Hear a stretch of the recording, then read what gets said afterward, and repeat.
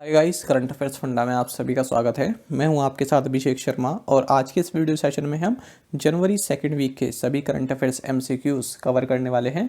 जो एस्पिरेंट्स हमारे daily current affairs नहीं देख पाते हैं वो इस वीडियो के थ्रू अपने जनवरी सेकेंड वीक के सभी करंट अफेयर्स को रिवाइज कर सकते हैं। सेशन को शुरू करने से पहले आप सभी को बताना चाहूँगा, यदि आप हमारे daily current affairs PDF, weekly PDF और मंथली पीडीएफ चाहते हैं तो इस वीडियो के फर्स्ट कमेंट में या फिर डिस्क्रिप्शन में दिए गए लिंक पर क्लिक करके पा सकते हैं। साथ ही आप प्ले स्टोर से करंट अफेयर्स फंडा ऐप को भी इंस्टॉल कर लीजिए, क्योंकि जो भी हमारा पीडीएफ मटेरियल है वो आपको इसी ऐप पर अवेलेबल हो पाएगा। हमारी पीडीएफ में आपको ये सभी तरह का कंटेंट मिल जाएगा, जिसमें करंट अफेयर्स के साथ साथ स्टैटिक जीके भी आपको प्रोवाइड कराई जाती है, जो कि आपके हर एक एग्ज़ाम के लिए यूज़फुल है। तो यदि आप हमारा पीडीएफ कोर्स परचेज़ करते हैं तो उसका लिंक आपको इस वीडियो के फर्स्ट कमेंट में या डिस्क्रिप्शन में मिल जाएगा। उसके बाद आप हमारी ऐप को इंस्टॉल करके वहां से आप लॉगिन कीजिए और पूरा मटेरियल आपके पास उपलब्ध रहेगा और डाउनलोड भी आप इसको कर सकते हैं। तो कोई भी आपका डाउट होगा यदि पीडीएफ कोर्स से संबंधित तो आप हमें कमेंट बॉक्स में ज़रूर लिखेंगे। तो चलिए फिर करते हैं शुरुआत इस वीडियो सेशन की। भारत में उपग्रह ब्रॉडबैंड सेवाएं प्रदान करने के लिए Hughes Communication India Private limited के साथ संयुक्त उद्यम में कौन शामिल हुआ? ऑप्शंस आपके सामने हैं। सही आंसर ऑप्शन बी है। So Bharti Airtel got into a joint venture with Hughes Communication India Private Limited to provide satellite broadband services in India. देखिए, आपको जानना चाहिए जो Hughes Communications India Private Limited है, SCIPL, ये जो है सैटेलाइट ब्रॉडबैंड सर्विसेज के क्षेत्र में कार्य करती है और इसने और भारती एयरटेल ने मिलकर एक जॉइंट वेंचर स्थापित करने की घोषणा की है। जॉइंट वेंचर मतलब उपक्रम, एक एंटिटी दूसरी नई एंटिटी बनाने की घोषणा की है। इस एंटिटी का नाम SCIPL होगा और आपको बता दें इसमें ह्यूजेस के 67% स्टेक होंगे और एयरटेल के 33% स्टेक रहेंगे। किस बैंक ने क्रिकेटर शेफाली वर्मा को अपने ब्रांड एंडोर्सर के रूप में साइन किया है? ऑप्शंस आपके सामने हैं। सही आंसर ऑप्शन सी है। So Bank of Baroda has signed cricketer Shafali Verma as its brand endorser. तो महिला क्रिकेटर हैं भारत की ओर से शेफाली वर्मा, इनको ब्रांड एंडोर्सर जो है साइन किया है बैंक ऑफ बड़ौदा ने। बैंक ऑफ बड़ौदा के बारे में आप जानते हैं, MD and CEO Sanjiv Chadha है, हेडक्वार्टर्स वडोदरा गुजरात में है। टैगलाइन है इंडियाज इंटरनेशनल बैंक। हाल ही में हमने काफ़ी महत्वपूर्ण current affair bank of Baroda से संबंधित पढ़ा था कि बैंक ऑफ बड़ौदा ने एक वियरेबल पेमेंट सोल्यूशन लॉन्च किया है जिसका नाम है BOB वर्ल्ड वेव। हाल ही में किस बैंक ने पाइन लैब्स प्राइवेट लिमिटेड में 20 मिलियन इन्वेस्टर का निवेश किया है? सही आंसर ऑप्शन सी है। So State Bank of India has recently invested 20 million US$ in Pine Labs Private Limited. तो देखिए, इंडिया का लार्जेस्ट लेंडर है स्टेट बैंक ऑफ इंडिया, आप सभी जानते हैं। तो इसने पाइन लैब्स के में जो है 20 मिलियन US$ इन्वेस्ट किए हैं। पाइन लैब्स आपको बता दें, जो आप POS मशीन देखते हैं ना, तो ये जो POS मशीन है इसके लिए जो सॉफ्टवेयर डेवलप करने का काम करती है पाइन लैब्स। पाइन लैब्स के CEO एम्बरीश राव हैं और हेडक्वार्टर्स नोएडा में है। किस देश के प्रधानमंत्री अब्दुल्ला हमदोक ने इस्तीफा दे दिया है? ऑप्शंस आपके सामने हैं। सही आंसर ऑप्शन ए है। तो देखिए, Sudan Prime Minister Abdullah Hamdok has resigned. पहले तो आप लोकेशन देख लीजिए, अफ्रीकन कंट्री है सूडान और इसी के नीचे साउथ सूडान भी है। ठीक है, तो दोनों की बाउंड्री मैच होती है, सूडान और साउथ सूडान। तो देखिए यहाँ पर क्या हुआ, अक्टूबर में यहाँ पर मिलिट्री ने जो है कू कर दिया था। ठीक है, तख्ता पलट कर दिया था सूडान में। उसके बाद लेकिन जो यहाँ के प्राइम मिनिस्टर हैं अब्दुल्ला हमदोक, इनको फिर से जो है इनकी पोजीशन पर ही रहने दिया। तो यहाँ पर एक पावर शेयरिंग एग्रीमेंट हुआ था जो सूडान की सरकार है उसमें और आर्मी के बीच में। ठीक है, तो उसी पावर शेयरिंग मतलब क्या कि कुछ टाइम आप रहिए, कुछ टाइम हम राज करेंगे। ठीक है, तो अब जो ये है काफ़ी अच्छे, जो सूडान के प्राइम मिनिस्टर हैं काफ़ी एक्सपीरियंसड है और इनको वहाँ के लोगों में अच्छा माना जाता है, इज्जत है इनकी काफ़ी। तो अब्दुल्ला हमदोक को अब आर्मी के प्रेशर में रिज़ाइन करना पड़ गया है कि अब आर्मी जो है उसको कंट्रोल करेगी सूडान को, जो पावर शेयरिंग एग्रीमेंट हुआ था। तो इसी से जो है लोग यहाँ पर काफ़ी नाराज़ हैं और काफ़ी प्रदर्शन यहाँ पर हो रहे हैं। बाकी आपको जानना चाहिए, सूडानी कैपिटल खार्टूम है और करेंसी सूडानीज पाउंड है। अच्छा, और जो साउथ सूडान है इसकी कैपिटल क्या है? जूबा, और करेंसी क्या हो जाएगी? South Sudanese pound. गैस की कीमतों को लेकर कौन सा मध्य एशियाई देश राजनीतिक संकट में है? ऑप्शंस आपके सामने हैं। सही आंसर ऑप्शन डी है। सो central Asian country Kazakhstan is in a political crisis over gas pricing. Kazakhstan को आप देख सकते हैं यहाँ पर रशिया के साथ कितनी लंबी बाउंड्री ये शेयर करता है। देखिए आपको बता दें कजाकिस्तान में जो पब्लिक प्रोटेस्ट है ये बिना गवर्नमेंट की परमिशन के बिल्कुल इलीगल है, और यदि कोई ऐसा करता है तो काफ़ी सख्ती से वहाँ पर निपटा जाता है। तो आपको बता दें यहाँ पर 2 जनवरी से जो है काफ़ी प्रदर्शन चल रहे हैं, खास करके यहाँ पर एक टाउन है, इस टाउन का नाम है जनाउजेन, जो कि एक ऑयल हब है। ठीक है, आपको बता दें कजाकिस्तान जो है अपने ऑयल भंडार के लिए काफ़ी जाना जाता है, ऑयल रिच कंट्री है। तो देखिए यहाँ पर कई कजाकिस्तान के लोग ऐसे हैं जो कि ऑयल के बदले, जो फ्यूल है उसके बदले एलपीजी को यूज़ करते हैं अपनी कार्स के लिए या फिर और यूज़ के लिए। ठीक है, तो अब यहाँ पर सरकार ने क्या किया है कि जो एलपीजी के दाम हैं उनको काफ़ी बढ़ा दिया है, उन पर जो प्राइस कैप लगा हुआ था उसको हटा दिया है, और उससे क्या है प्राइस काफ़ी बढ़ गए हैं एलपीजी के। तो इससे लोग काफ़ी खफा हैं। तो यहाँ पर क्या हो रहा है, पुलिस वालों को लोग मार रहे हैं, गला काट दे रहे हैं, पुलिस वालों को घेर ले रहे हैं, और पुलिस वाले बदले में फायरिंग कर दे रहे हैं। तो काफ़ी बुरी कंडीशन यहाँ पर चली हुई है कजाकिस्तान में। तो उसी के बीच रशिया ने भी अपने पैराट्रूपर्स यहाँ पर भेजे हैं। तो आपने एक चीज़ ये शायद ही सुना होगा, कलेक्टिव सिक्योरिटी ट्रीटी ऑर्गेनाइजेशन, जैसे नेटो है ना, नेटो का आपने सुना होगा, इसी तरह से ये भी आप समझ सकते हैं कलेक्टिव सिक्योरिटी ट्रीटी ऑर्गेनाइजेशन। इसमें कौन कौन सी कंट्रीज़ हैं? Russia, Kazakhstan, Belarus, Tajikistan, Kyrgyzstan और आर्मेनिया। तो इसका भी थोड़ा बहुत वही प्रिंसिपल है कि यदि इनकी जो मेंबर कंट्रीज़ हैं ये सभी इनमें से कोई एक यदि हेल्प के लिए कहता है तो बाकी कंट्रीज़ जो हेल्प करेंगी। तो यहाँ पर कजाकिस्तान ने इस ट्रीटी के संबंध में रशिया से कहा था कि आप थोड़ा पैराट्रूपर्स यहाँ पर भेजिए, क्योंकि स्थिति काफ़ी गड़बड़ा गई है। तो रशिया भी यहाँ पर एंटर हो चुका है। बाकी आपको जानना चाहिए कि कजाकिस्तान के प्रेसिडेंट कासिम जोमार्त तोकायेव हैं, कैपिटल नूर सुल्तान है, और करेंसी है Kazakhstani तेंज। NPCI Bharat bill pay ने आवर्ती बिल भुगतान को आसान बनाने के लिए यूपीएमएस लॉन्च किया है। आपको यूपीएमएस का मतलब बताना है। देखिए काफ़ी कंफ्यूजिंग ऑप्शन आपके लिए रखे हैं। Unified presentment market system, unified payment management system, unified presentment management system, या फिर यूनिवर्सल प्रेजेंटमेंट मैनेजमेंट सिस्टम। तो ऑप्शंस आपके सामने मैंने बोल दिए हैं। तो सही आंसर जो इसमें है वो ऑप्शन सी है। So NPCI Bharat Bill Pay launched UPMS to simplify recurring bill payments. UPMS stands for Unified Presentment Management System. देखिए सबसे पहले आपको ये जानना चाहिए कि रिकरिंग बिल पेमेंट क्या होता है।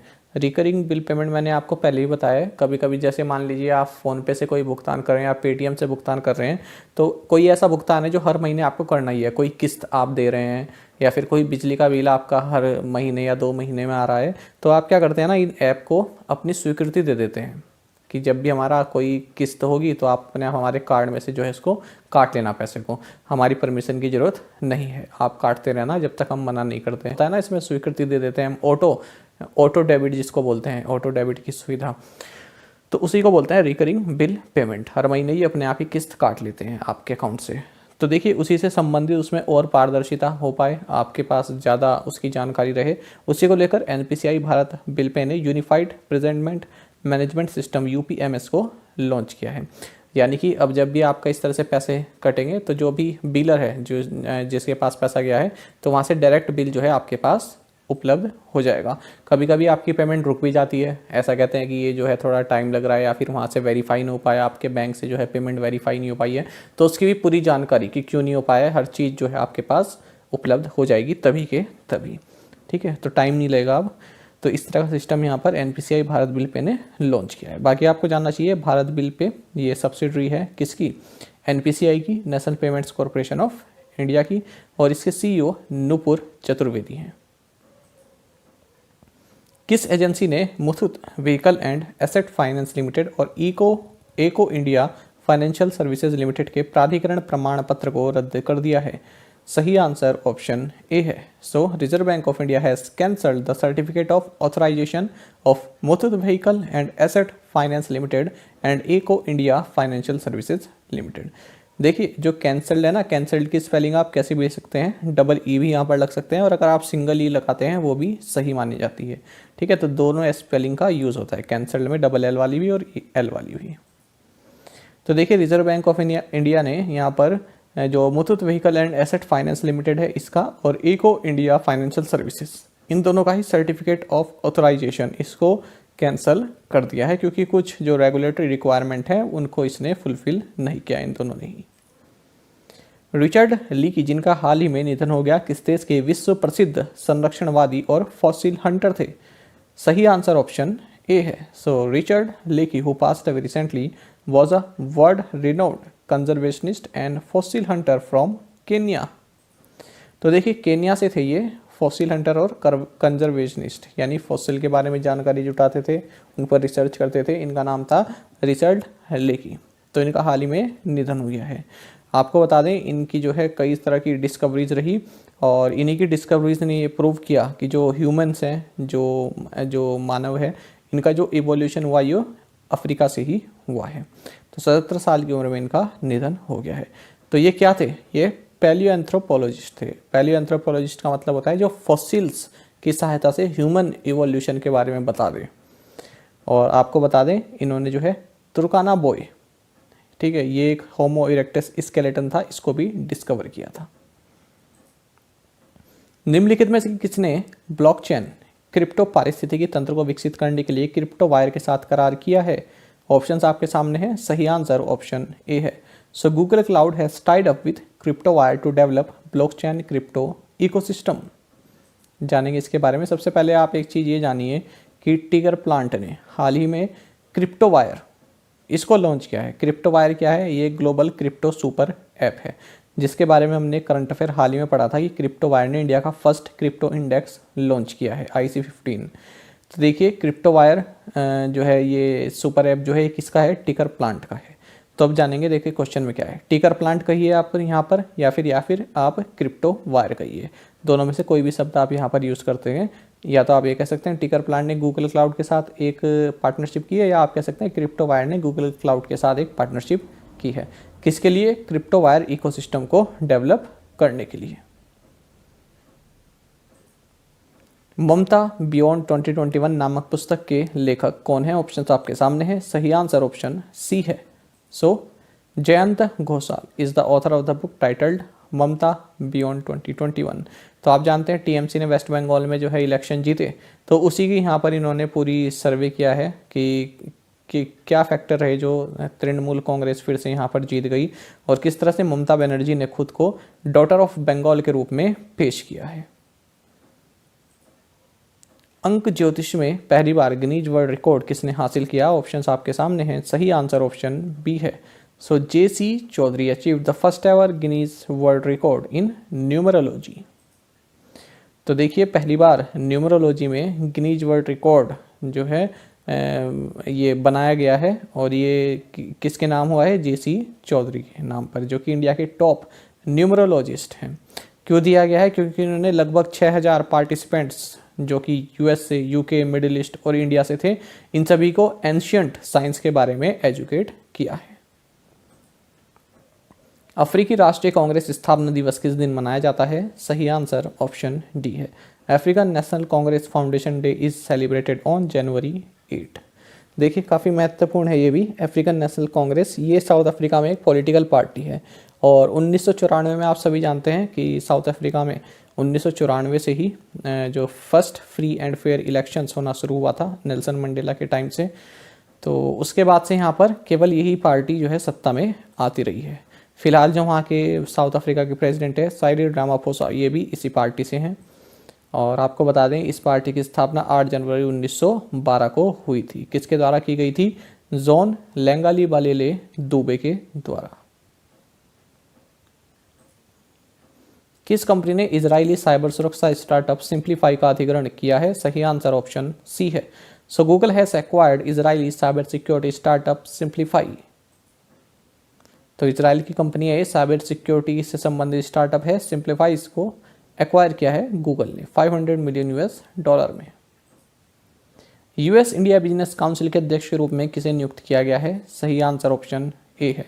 So Atul Keshav has been appointed as the president of the US India Business Council USIBC। तो ये भी इंपॉर्टेंट रहेगा आपके लिए, USIBC। तो इसके प्रेसिडेंट बनाए गए हैं अतुल केशव। अतुल केशव जो है फॉर्मर US एनवॉय रहे इंडिया के। आपको जानना चाहिए यूएस इंडिया बिजनेस काउंसिल की स्थापना 1975 में हुई थी और भारत और इंडिया के बीच में अच्छा बिजनेस चलता रहे, इन्वेस्टमेंट आती रहे, इससे संबंधित ये एक फोरम है जो कि इन सभी पहलुओं पर डिस्कस करता है। HDFC बैंक के अर्थशास्त्रियों ने कहा है कि ओमिक्रॉन कोरोना वायरस मार्च में समाप्त होने वाली जो तिमाही है, जो क्वार्टर है, मार्च का जो क्वार्टर है 2022 में, इसके लिए जीडीपी विकास दर को कितने आधार अंक तक कम कर सकता है? ऑप्शंस आपके सामने हैं। सही आंसर ऑप्शन डी है। HDFC bank economist predicted that Omicron corona virus could lead to lower GDP growth by 20 to 30 basis points for the March ending quarter 2022। तो इसको आप 20 to 30 बेसिस पॉइंट बोलिए या फिर 0.3% बोलिए, ठीक है, एक ही बात है। तो देखिए HDFC बैंक के इकोनॉमिस्ट ने कहा है कि ओमिक्रॉन कोरोना वायरस के कारण जो आपका मार्च में जो फोर्थ क्वार्टर होता है, मार्च में फोर्थ क्वार्टर की समाप्ति होती है, तो इसमें जो है आपकी जो GDP है ये 20 से 30 बेसिस पॉइंट्स तक कम हो सकती है या 0.3% तक कम हो सकती है। आपको बता दें जो फोर्थ क्वार्टर है इसके लिए RBI ने जो ग्रोथ प्रोजेक्ट की है वो 6% की हुई है। स्टार्टअप और स्टार्टअप इकोसिस्टम का समर्थन करने के लिए किस बैंक ने AIC STPI EXT इनिशिएटिव्स के साथ समझौता ज्ञापन पर हस्ताक्षर किए हैं? ऑप्शंस आपके सामने हैं और सही आंसर ऑप्शन डी है। तो देखिए HDFC bank has signed MOU with AIC STPI next initiatives to support startups and startup ecosystem. जानेंगे इसके बारे में। तो HDFC बैंक ने यहाँ पर स्टार्टअप और स्टार्टअप इकोसिस्टम को सपोर्ट करने के लिए AIC STPI नेक्स्ट इनिशिएटिव्स इसके साथ MOU साइन किया है। आपको बता दें जो ये AIC STPI NXT इनिशिएटिव है ये एक स्पेशल पर्पस व्हीकल है। कई बार एग्जाम में पूछ लिया जाता है इसकी फुल फॉर्म SPW की SPV की फुल फॉर्म क्या होती है, तो ये होती है स्पेशल पर्पस व्हीकल। आपने भी कई बार सुना होगा। देखिए स्पेशल पर्पस व्हीकल क्या होता है, किसी विशेष कार्य के लिए ये कंपनी बनाई जाती है और वो कार्य केवल यही कंपनी देखती है। तो ये स्पेशल पर्पस व्हीकल है, ये जो कंपनी है ये किस लिए बनाई गई है? सॉफ्टवेयर टेक्नोलॉजी पार्क्स भारत में निर्मित करने के लिए, और ये ministry of electronics and information technology के अंतर्गत आती है। तो आई होप आप समझे होंगे स्पेशल पर्पस व्हीकल का मतलब क्या है, जो कि किसी विशेष कार्य को पूरा करने के लिए बनाई जाती है इस तरह की कंपनियां, इस तरह की एंटिटी। बाकी आप जानते हैं जो इस MOU का ऑब्जेक्टिव रहेगा ये रहेगा to provide gamut of banking needs to startups and other value added services under SmartUp programme. देखिए यहाँ पर क्या लिखा हुआ है, गैमेट। ये शब्द आपके लिए काफ़ी इंपॉर्टेंट है, यदि आप बैंकिंग एस्पिरेंट है तो आपको ये पैसेज वगैरह में मिल जाएगा। गैमेट का मतलब होता है फुल रेंज, यानी कि फुल रेंज का मतलब मैं आपको उदाहरण से समझाऊं। जैसे मान लीजिए कोई लेडी है, वो साड़ी देखने गई, पहनने की साड़ी, तो दुकान वाले ने कहा हमारे पास कंप्लीट गैमेट ऑफ साड़ी है, यानी कि साड़ी की कंप्लीट रेंज है हमारे पास, जितनी भी तरह की साड़ी होती है, जो भी डिज़ाइन वगैरह सब है हमारे पास। आई होप आप समझिए होंगे गैमेट का मतलब क्या होगा, रेंज। तो देखिए जितने भी बैंकिंग नीड्स हैं स्टार्टअप के लिए, उसका गैमेट मतलब कंप्लीट रेंज प्रोवाइड कराना इस MOU का जो है उद्देश्य है। तो ये शब्द आपके लिए इंपॉर्टेंट है। बाकी अगर हम देखें कि हमने HDFC बैंक से संबंधित हाल ही में कौन कौन से करंट अफेयर्स पढ़े हैं, तो देखिए इक्विटास स्मॉल फाइनेंस बैंक ने ब्रांडेड क्रेडिट कार्ड्स ऑफर करने के लिए HDFC बैंक के साथ टाई अप किया है।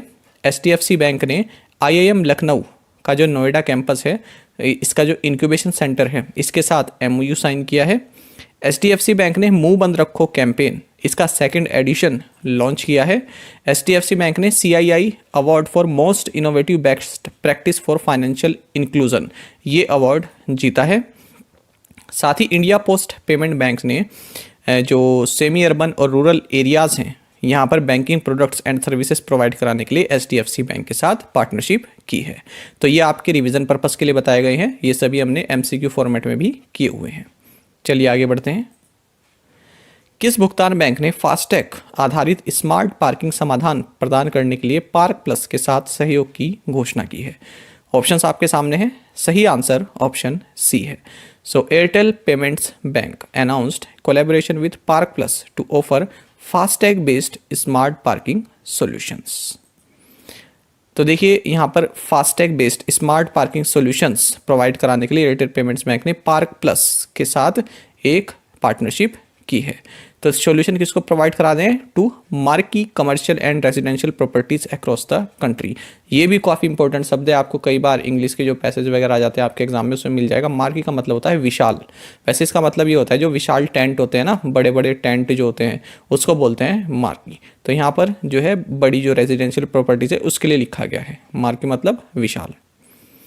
बाकी आप जानते हैं हाल ही में हमने पढ़ा था कि एयरटेल पेमेंट बैंक, इसको जो आरबीआई का अप्रूवल मिल गया है, किस लिए? To operate as a scheduled bank. Shanghai सहयोग संगठन एससीओ के नए महासचिव के रूप में किसने कार्यभार संभाला है? सही आंसर ऑप्शन बी है। So Zhang Ming has taken charge as the new secretary general of the Shanghai Cooperation Organisation SCU. तो देखिए चाइना के सीनियर डिप्लोमेट है झांग मिंग, तो ये होंगे संघाई कोऑपरेशन ऑर्गेनाइजेशन यानी कि एससीओ के नए सेक्रेटरी जनरल। आपको जानना चाहिए इससे पहले उज्बेकिस्तान के farmer foreign minister Vladimir Norov इसके जो है सेक्रेटरी जनरल थे, तो अब इनकी जगह लेंगे झांग मिंग। तो 3 साल का टर्म इनका रहने वाला है। बाकी आप जानते ही हैं कि संघाई कोऑपरेशन ऑर्गेनाइजेशन का हेडक्वार्टर्स बीजिंग में है और ये इसमें जो है 8 मेंबर शामिल हैं। ये एक इकोनॉमिक एंड सिक्योरिटी ब्लॉक है। इसकी स्थापना साल 2001 में संघाई में की गई थी। किसके द्वारा? Russia, China, Kyrgyzstan, Kazakhstan, Tajikistan and Uzbekistan के प्रेसिडेंट्स के द्वारा। और इसके बाद फिर इंडिया और पाकिस्तान साल 2017 में इसके मेंबर बने। किस सामान्य बीमाकर्ता ने बहाने छोड़ो टैक्स बचाओ शीर्षक से एक अभियान शुरू किया है? ऑप्शंस आपके सामने हैं। सही आंसर ऑप्शन ए है। So SBI General Insurance has launched a campaign titled बहाने छोड़ो टैक्स बचाओ। तो बहाने छोड़ो टैक्स बचाओ ये जो कैंपेन है किसके द्वारा शुरू किया गया? State Bank of India general insurance company के द्वारा। बाकी आपको जानना चाहिए एसबीआई जनरल इंश्योरेंस का हेडक्वार्टर्स मुंबई में है। MD and CEO Prakash Chandra Kandpal हैं और टैगलाइन है सुरक्षा और भरोसा दोनों। लोकसभा निर्वाचन क्षेत्रों बड़े राज्यों के लिए व्यय सीमा क्या है? ऑप्शंस आपके सामने हैं। सही आंसर ऑप्शन डी है। सो 95 lakh rupees is the expenditure limit for the Lok Sabha constituencies in bigger states. देखिए आप इसको पॉज कर ये सारणी देख सकते हैं, ये टेबल देख सकते हैं। बाकी मैं आपको यहाँ पर समझाता हूँ। देखिए कोई भी कैंडिडेट होता है ना, वो अपना जो पार्लियामेंट्री कॉन्स्टिट्यूंसी है, यदि पार्लियामेंट के चुनाव हैं एमपीज़ के, वहाँ पर कितने पैसा खर्च कर सकता है, या फिर जो असेंबली के इलेक्शन होते हैं, जो आपकी स्टेट की विधानसभा होती है ना, उसके इलेक्शन होते हैं एमएलए के, तो वहाँ पर कितना पैसा वो अपना चुनाव प्रचार में खर्च कर सकता है। तो उसकी लिमिट को यहाँ पर इलेक्शन कमीशन ऑफ इंडिया ने जो है इन्हेंस कर दिया है, बढ़ा दिया है। तो लोकसभा कॉन्स्टिट्यूंसी में कोई भी कैंडिडेट जो अपना व्यय कर सकता है, एक्सपेंडिचर कर सकता है, उसकी लिमिट अब 95 लाख कर दी गई है। इससे पहले 70 लाख थी। बिगर स्टेट्स की यहाँ पर बात हो रही है, और जो स्मॉलर स्टेट्स हैं यहाँ पर अब 75 लाख कर दी गई है उस सीमा को। पहले ये 54 लाख थी, 54 लाख थी, अब कर दिया 75 लाख। इसी तरह से आपको जानना चाहिए जो असेंबली कॉन्स्टिट्यूंसीज हैं, जो स्टेट में जो एमएलए वगैरह के इलेक्शन होते हैं, तो इसमें अब 40 लाख कर दी गई है एक्सपेंडिचर अमाउंट, पहले 28 लाख थी। ये है आपका जो लार्ज स्टेट है। और अगर स्मॉलर स्टेट्स की बात करें तो अब 28 लाख रुपीज़ कर दी गई है, पहले 20 लाख रुपीज़ थी। राष्ट्रीय बाघ संरक्षण प्राधिकरण एनटीसीए ने वर्ष 2021 में कितने बाघों की मृत्यु दर्ज की है?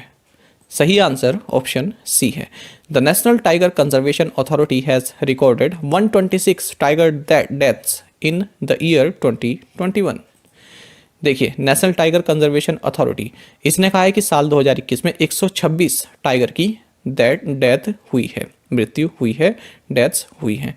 और इसमें सबसे ज़्यादा कहाँ पर हुई? मध्य प्रदेश में हुई है, उसके बाद महाराष्ट्र में हुई और फिर कर्नाटक में हुई है।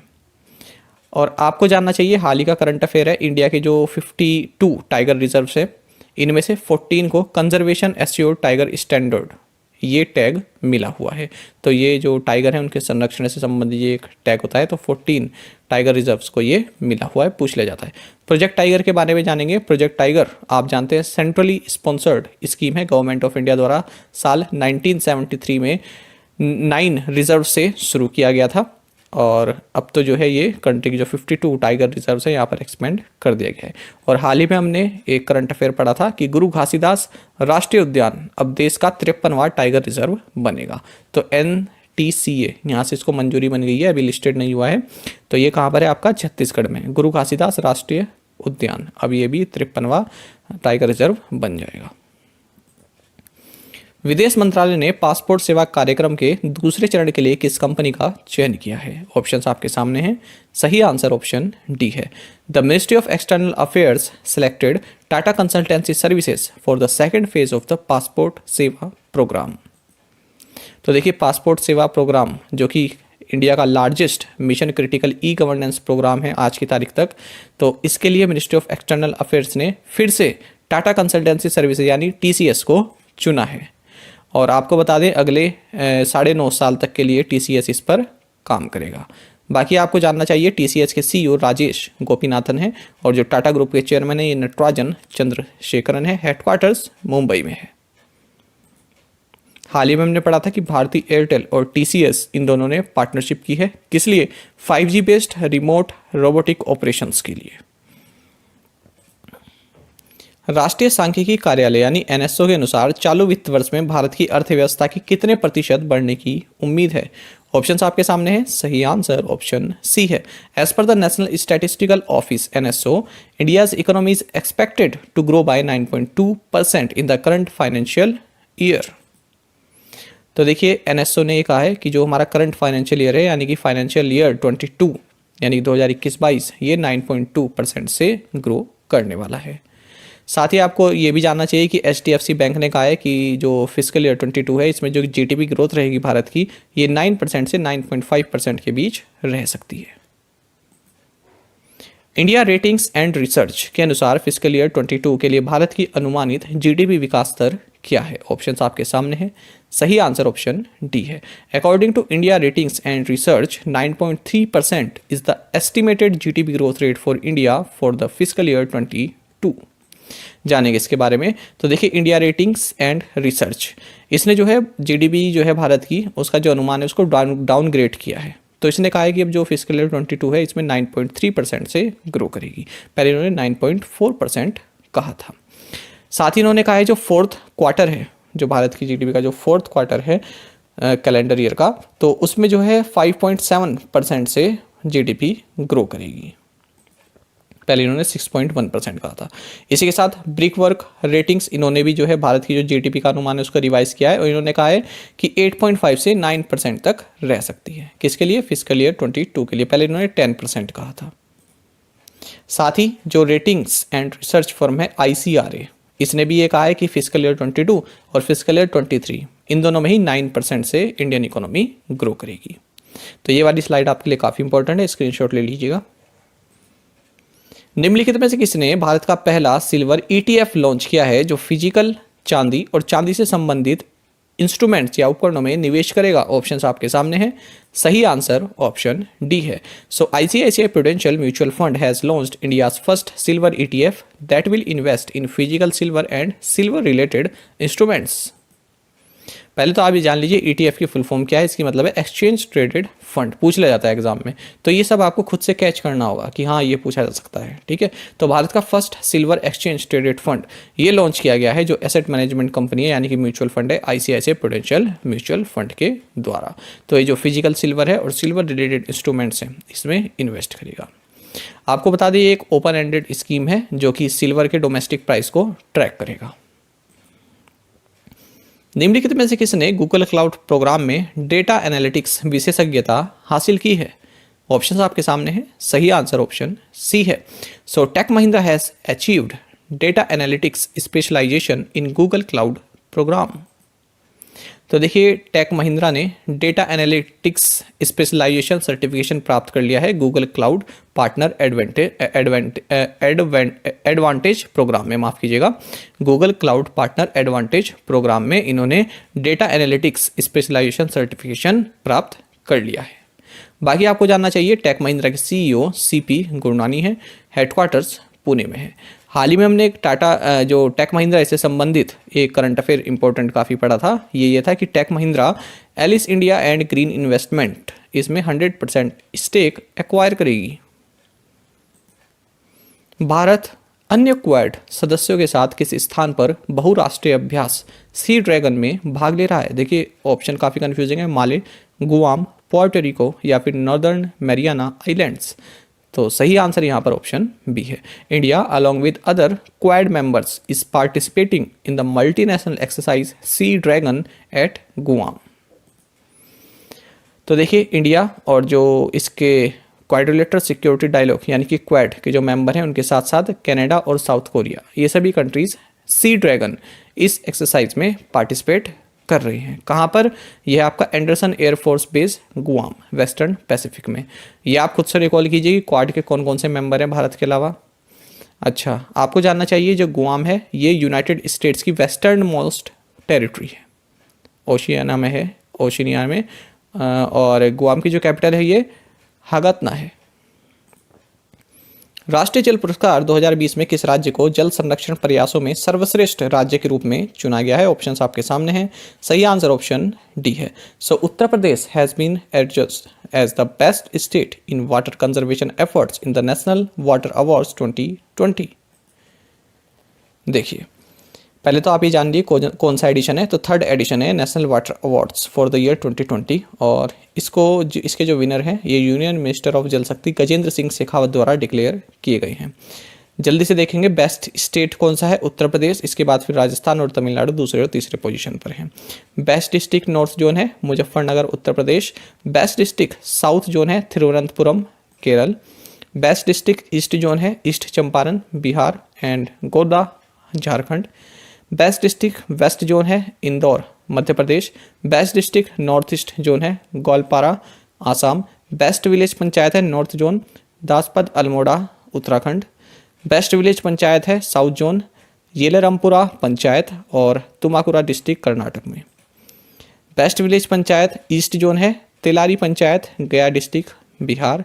Best village panchayat west zone है Takhatgadh Sabarkantha Gujarat. Best village panchayat north east zone है Sialsir Serchhip Mizoram. Best urban local body है Vapi urban local body Gujarat.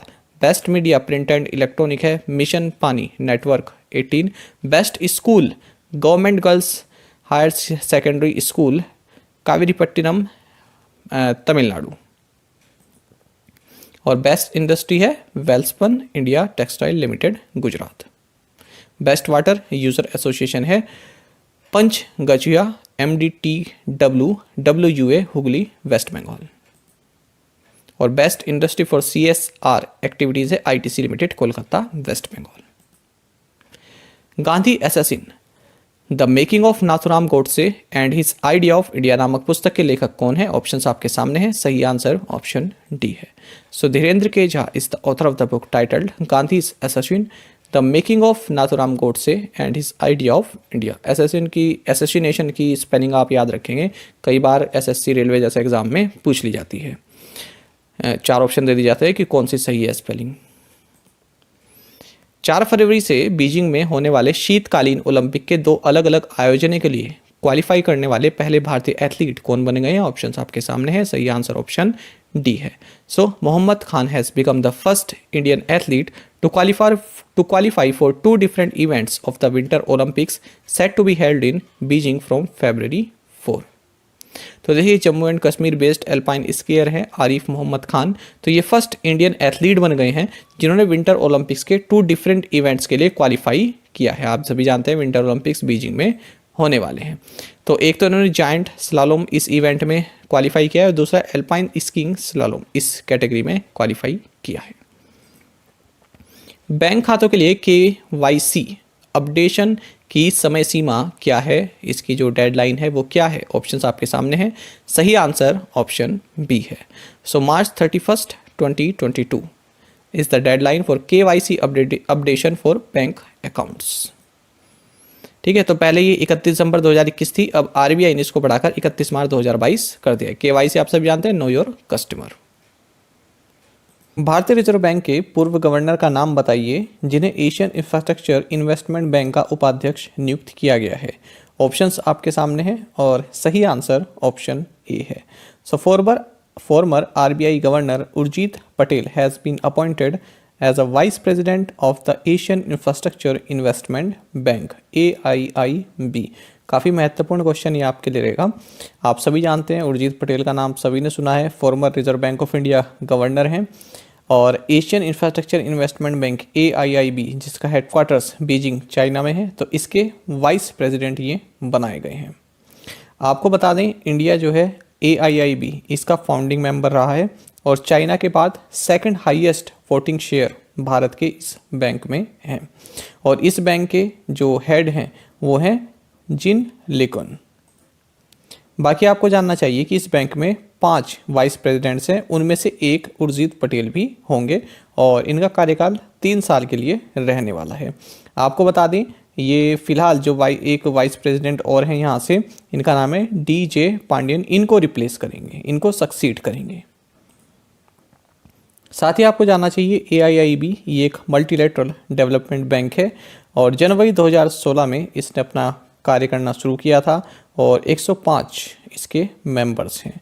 आपको बता दें साल 2018 में इसे यूनाइटेड नेशंस जनरल असेंबली और इकोनॉमिक एंड सोशल काउंसिल इन दोनों के द्वारा परमानेंट ऑब्जर्वर स्टेटस का दर्जा दिया गया। आगे बढ़ते हैं। रोहन बोपन्ना और राम कुमार रामनाथन किस खेल से संबंधित हैं? ऑप्शंस आपके सामने हैं। सही आंसर ऑप्शन बी है। Rohan Bopanna, Ram Kumar Ramanathan play tennis. देखिए क्यों ये क्वेश्चन लिया गया है, क्योंकि देखिए इन दोनों की जोड़ी ने, भारत के हैं दोनों, रोहन बोपन्ना एंड राम कुमार रामनाथन, इन दोनों ने ही एडिलेड इंटरनेशनल डबल्स ट्रॉफी ये इन्होंने जीत ली है। और ये आपने कई बार देखा होगा, टेनिस का इवेंट होता है तो ATP लिखा रहता है। ATP का मतलब है एसोसिएशन ऑफ टेनिस प्रोफेशनल्स। मेरा आगरा ऐप लॉन्च करने के लिए आगरा स्मार्ट सिटी के साथ किस बैंक ने समझौता ज्ञापन पर हस्ताक्षर किए हैं? सही आंसर ऑप्शन डी है। So HDFC bank has signed a memorandum of understanding with Agra smart city to launch Mera Agra app.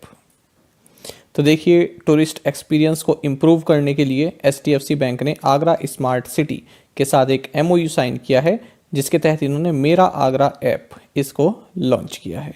बाकी आप सभी जानते हैं HDFC बैंक के CEO शशिधर जगदीशन है, हेडक्वार्टर्स मुंबई में है और स्लोगन है इसका या टैगलाइन है we understand your word. Sidney Poitier जिनका हाल ही में निधन हो गया ने किस उपलब्धि को हासिल करके नस्लीय बाधाओं को तोड़ा था? ऑप्शंस आपके सामने हैं। सही आंसर ऑप्शन बी है। So Sidney Poitier who passed away recently broke racial barriers by becoming the first black man to win Best Actor Oscar। काफ़ी इंपॉर्टेंट क्वेश्चन है, अभी देखेंगे इसके बारे में। तो देखिए जो सिडनी पोइटियर है तो ये 1964 में फर्स्ट ब्लैक पर्सन बने जिन्होंने बेस्ट एक्टर ऑस्कर जीता, यानी कि एकेडमी अवार्ड में बेस्ट एक्टर इन्होंने जीता था। किसके लिए? अपने रोल, किसके लिए? लिलीज ऑफ द फील्ड, इसमें अपने रोल के लिए। तो हाल ही में इनका निधन हो गया है, इसलिए ये चर्चा में रहे। आपको जानना चाहिए इनका जन्म जो है ये मियामी यूनाइटेड स्टेट्स में हुआ था और साल 2009 में इन्हें तब के प्रेसिडेंट बराक ओबामा द्वारा प्रेसिडेंशियल मेडल ऑफ फ्रीडम से भी सम्मानित किया गया था। महिला सशक्तिकरण को बढ़ावा देने के लिए लेजेंड्स लीग क्रिकेट ने किस क्रिकेटर को एम्बेसडर नियुक्त किया है? ऑप्शंस आपके सामने हैं। सही आंसर ऑप्शन सी है। To promote women's empowerment Legends League Cricket has appointed cricketer Jhulan Goswami as an ambassador. तो देखिए कि लेजेंड्स लीग क्रिकेट है तो इसमें जो एम्बेसडर चुनी गई है ये भारत की जो महिला क्रिकेटर हैं झूलन गोस्वामी, इनको अपॉइंट किया गया है। बाकी आपको जानना चाहिए कि इस लीग में मैच रेफरी बनाई गई हैं सैंड्रे फ्रिटिस और सुब्धा भोसले गायकवाड़ जो कि यंगेस्ट फीमेल एम्पायर हैं इंडिया की, ये भी इसमें ऑफिशिएटिंग एम्पायरिंग आपको करते हुए नजर आएंगे। बाकी ये सब नाम आपके लिए इतने जरूरी नहीं है।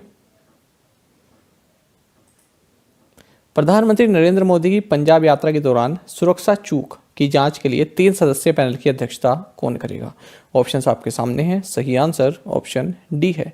So Sudhir Kumar Saxena will chair a 3-member panel to inquire into security lapses during prime minister Narendra Modi's visit to Punjab. देखिए, सेंट्रल गवर्नमेंट ने एक 3 सदस्यीय कमेटी बनाई है जो कि प्रधानमंत्री नरेंद्र मोदी की जो विजिट रही पंजाब में, उसमें जो सिक्योरिटी लैप्सेज रहे, तो उसके बारे में इंक्वायरी करेगी कि किसकी वहाँ पर गलती थी, कहाँ पर चूक हुई है। आपको बता दें, इस कमेटी की अध्यक्षता सुधीर कुमार सक्सेना करेंगे और इसमें जो अदर 2 मेंबर्स हैं ये हैं बलबीर सिंह और एस सुरेश। लेकिन आपको बता दें, हाल ही में बिल्कुल अभी सुप्रीम कोर्ट ने कहा है कि एक तो जो पंजाब सरकार ने कमेटी बनाई है, एक जो सेंट्रल गवर्नमेंट ने कमेटी बनाई है, कि आप दोनों अभी अपने कमेटीज़ को रोक के रखें, इसके साथ आगे मत जाएं, हम जो है कमेटी बनाएंगे और वो निष्पक्ष जांच करेगा। तो ऐसा सुप्रीम कोर्ट ने कहा है। तो एक तरह से ये वाला क्वेश्चन अभी आपके लिए जो है इररिलेवेंट टाइप हो जाएगा, क्योंकि इन दोनों पर अभी सुप्रीम कोर्ट ने कहा है कि आप इस कमेटी के साथ मत जाइए, हम कमेटी बनाएंगे, वो जाँच करेगी। खैर, ये न्यूज़ में था तो इसलिए मैंने क्वेश्चन आपको करा दिया है। प्रत्येक वर्ष किस दिन को वीर बाल दिवस के रूप में मनाया जाएगा? ऑप्शंस आपके सामने हैं। सही आंसर ऑप्शन डी है। So December 26 will be observed as Veer Baal Diwas every year. तो देखिए, पहले आप इसके बारे में भी जान लीजिए, यहीं से इसी से देखो पूरा क्वेश्चन आपका समझ में आ जाएगा।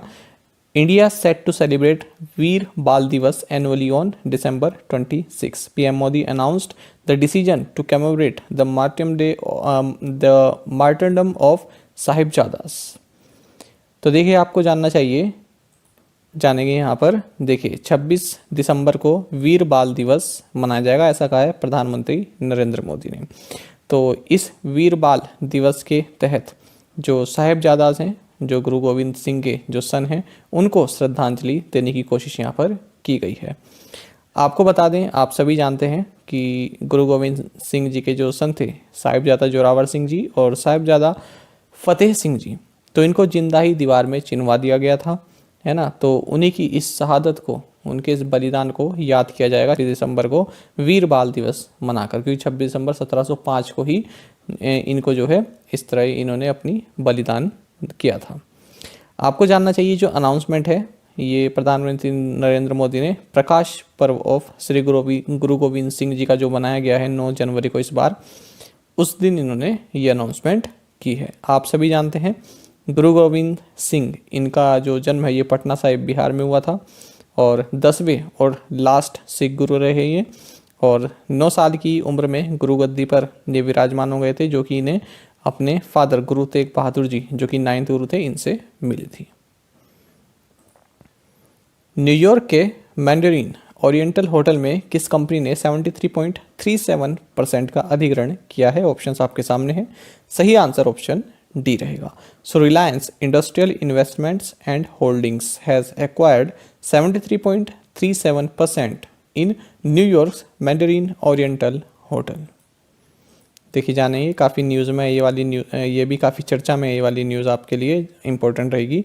देखिए, कोलंबस सेंटर जो है ये मैंडरीन ओरिएंटल न्यूयॉर्क, तो इसका जो है ओनर है। तो 73.37% स्टेक इसके हैं। तो ये कंप्लीट स्टेक जो है Reliance industrial investment and holding limited ने इससे ले लिए हैं। जो कोलंबस सेंटर है, इससे कंप्लीट स्टेक इन्होंने खरीद लिए हैं। तो कहाँ पर है? न्यूयॉर्क सिटी में है। और हाल ही में रिलायंस रिटेल ने भी, जो दुन्जो है, ये इंडिया की लीडिंग क्विक कॉमर्स प्लेयर है, कॉमर्स कंपनी है, तो इसमें भी रिलायंस रिटेल ने 25.8% स्टेक हाल ही में परचेज किए हैं। तो इस तरह के क्वेश्चन आपके बैंकिंग एग्जाम में पूछ ले जाते हैं, किसने कितने स्टेक किस में लिए हैं, है ना, किसने किसको एक्वायर किया है। तो ये बैंकिंग एस्पिरेंट के लिए काफ़ी इंपॉर्टेंट क्वेश्चन रहेगा ये वाला भी। किस राज्य का गंजम जिला अब बाल विवाह से मुक्त है? ऑप्शंस आपके सामने हैं। सही आंसर ऑप्शन बी है। So Orissa's Ganjam district is now free of child marriages. तो उड़ीसा का गंजम डिस्ट्रिक्ट अब चाइल्ड मैरिज फ्री डिक्लेयर हो चुका है। आपको बता दें, उड़ीसा का ये फर्स्ट डिस्ट्रिक्ट है जो कि चाइल्ड मैरिज फ्री डिक्लेयर किया गया है। आपको जानना चाहिए, इस डिस्ट्रिक्ट के एडमिनिस्ट्रेशन ने एक कैंपेन लॉन्च किया है जिसका नाम है निर्भया कड़ी। तो इसमें जो है जो चाइल्ड मैरिज है उसको लेकर जागरूकता यहाँ पर फैलाई जाती है। साथ ही आपको जानना चाहिए, इसमें आशा जो है ये भी शामिल रहती हैं। आशा की फुल फॉर्म आपके बैंकिंग एग्जाम में पूछी गई थी पिछले साल, तो याद रखेंगे, anganwadi workers and accredited social health activities. तो इसमें किसी शायद ए का मतलब पूछा गया था कि ए का मतलब क्या है ना, तो ये आप याद रखेंगे। ए का या फिर फुल फॉर्म ही पूछी गई थी, क्या पूछा गया था पूरा तो मेरे को याद नहीं आ रहा है, पर आशा से संबंधित एक क्वेश्चन यहाँ पर पूछा गया था। तो क्या इसका फुल फॉर्म रहेगा? Accredited social health activist, accredited social health activist, तो ये इसका फुल फॉर्म रहेगी। भारत की पहली ओमिक्रॉन स्ट्रेन की पहचान करने वाली घरेलू परीक्षण किट ओमिश्योर किसने विकसित की है? ऑप्शंस आपके सामने हैं। सही आंसर ऑप्शन डी है। So Tata Medical and Diagnostics developed OmiSure, India's first home grown testing kit to identify Omicron strain. जानेंगे इसके बारे में। तो देखिए ओमिश्योर ये क्या है? इंडिया की first home grown testing kit है जो भारत में अपने आप निर्मित की है। ये जो भी अलग अलग वेरिएंट है, डेल्टा, अल्फा और भी अदर जो वेरिएंट है कोरोना वायरस के, तो इनको जो है ओमिक्रॉन से डिफ्रेंशिएट कर सकती है, यानी ओमिक्रॉन का पता लगा सकती है। तो भारत में निर्मित है ओमिश्योर, इस टेस्टिंग किट का नाम है। आपको बता दें ये RT-PCR किट है और इसको Mumbai based Tata Medical and diagnostics limited इसने बनाया है। किसके साथ पार्टनरशिप में? Indian council of medical research के साथ बनाया है।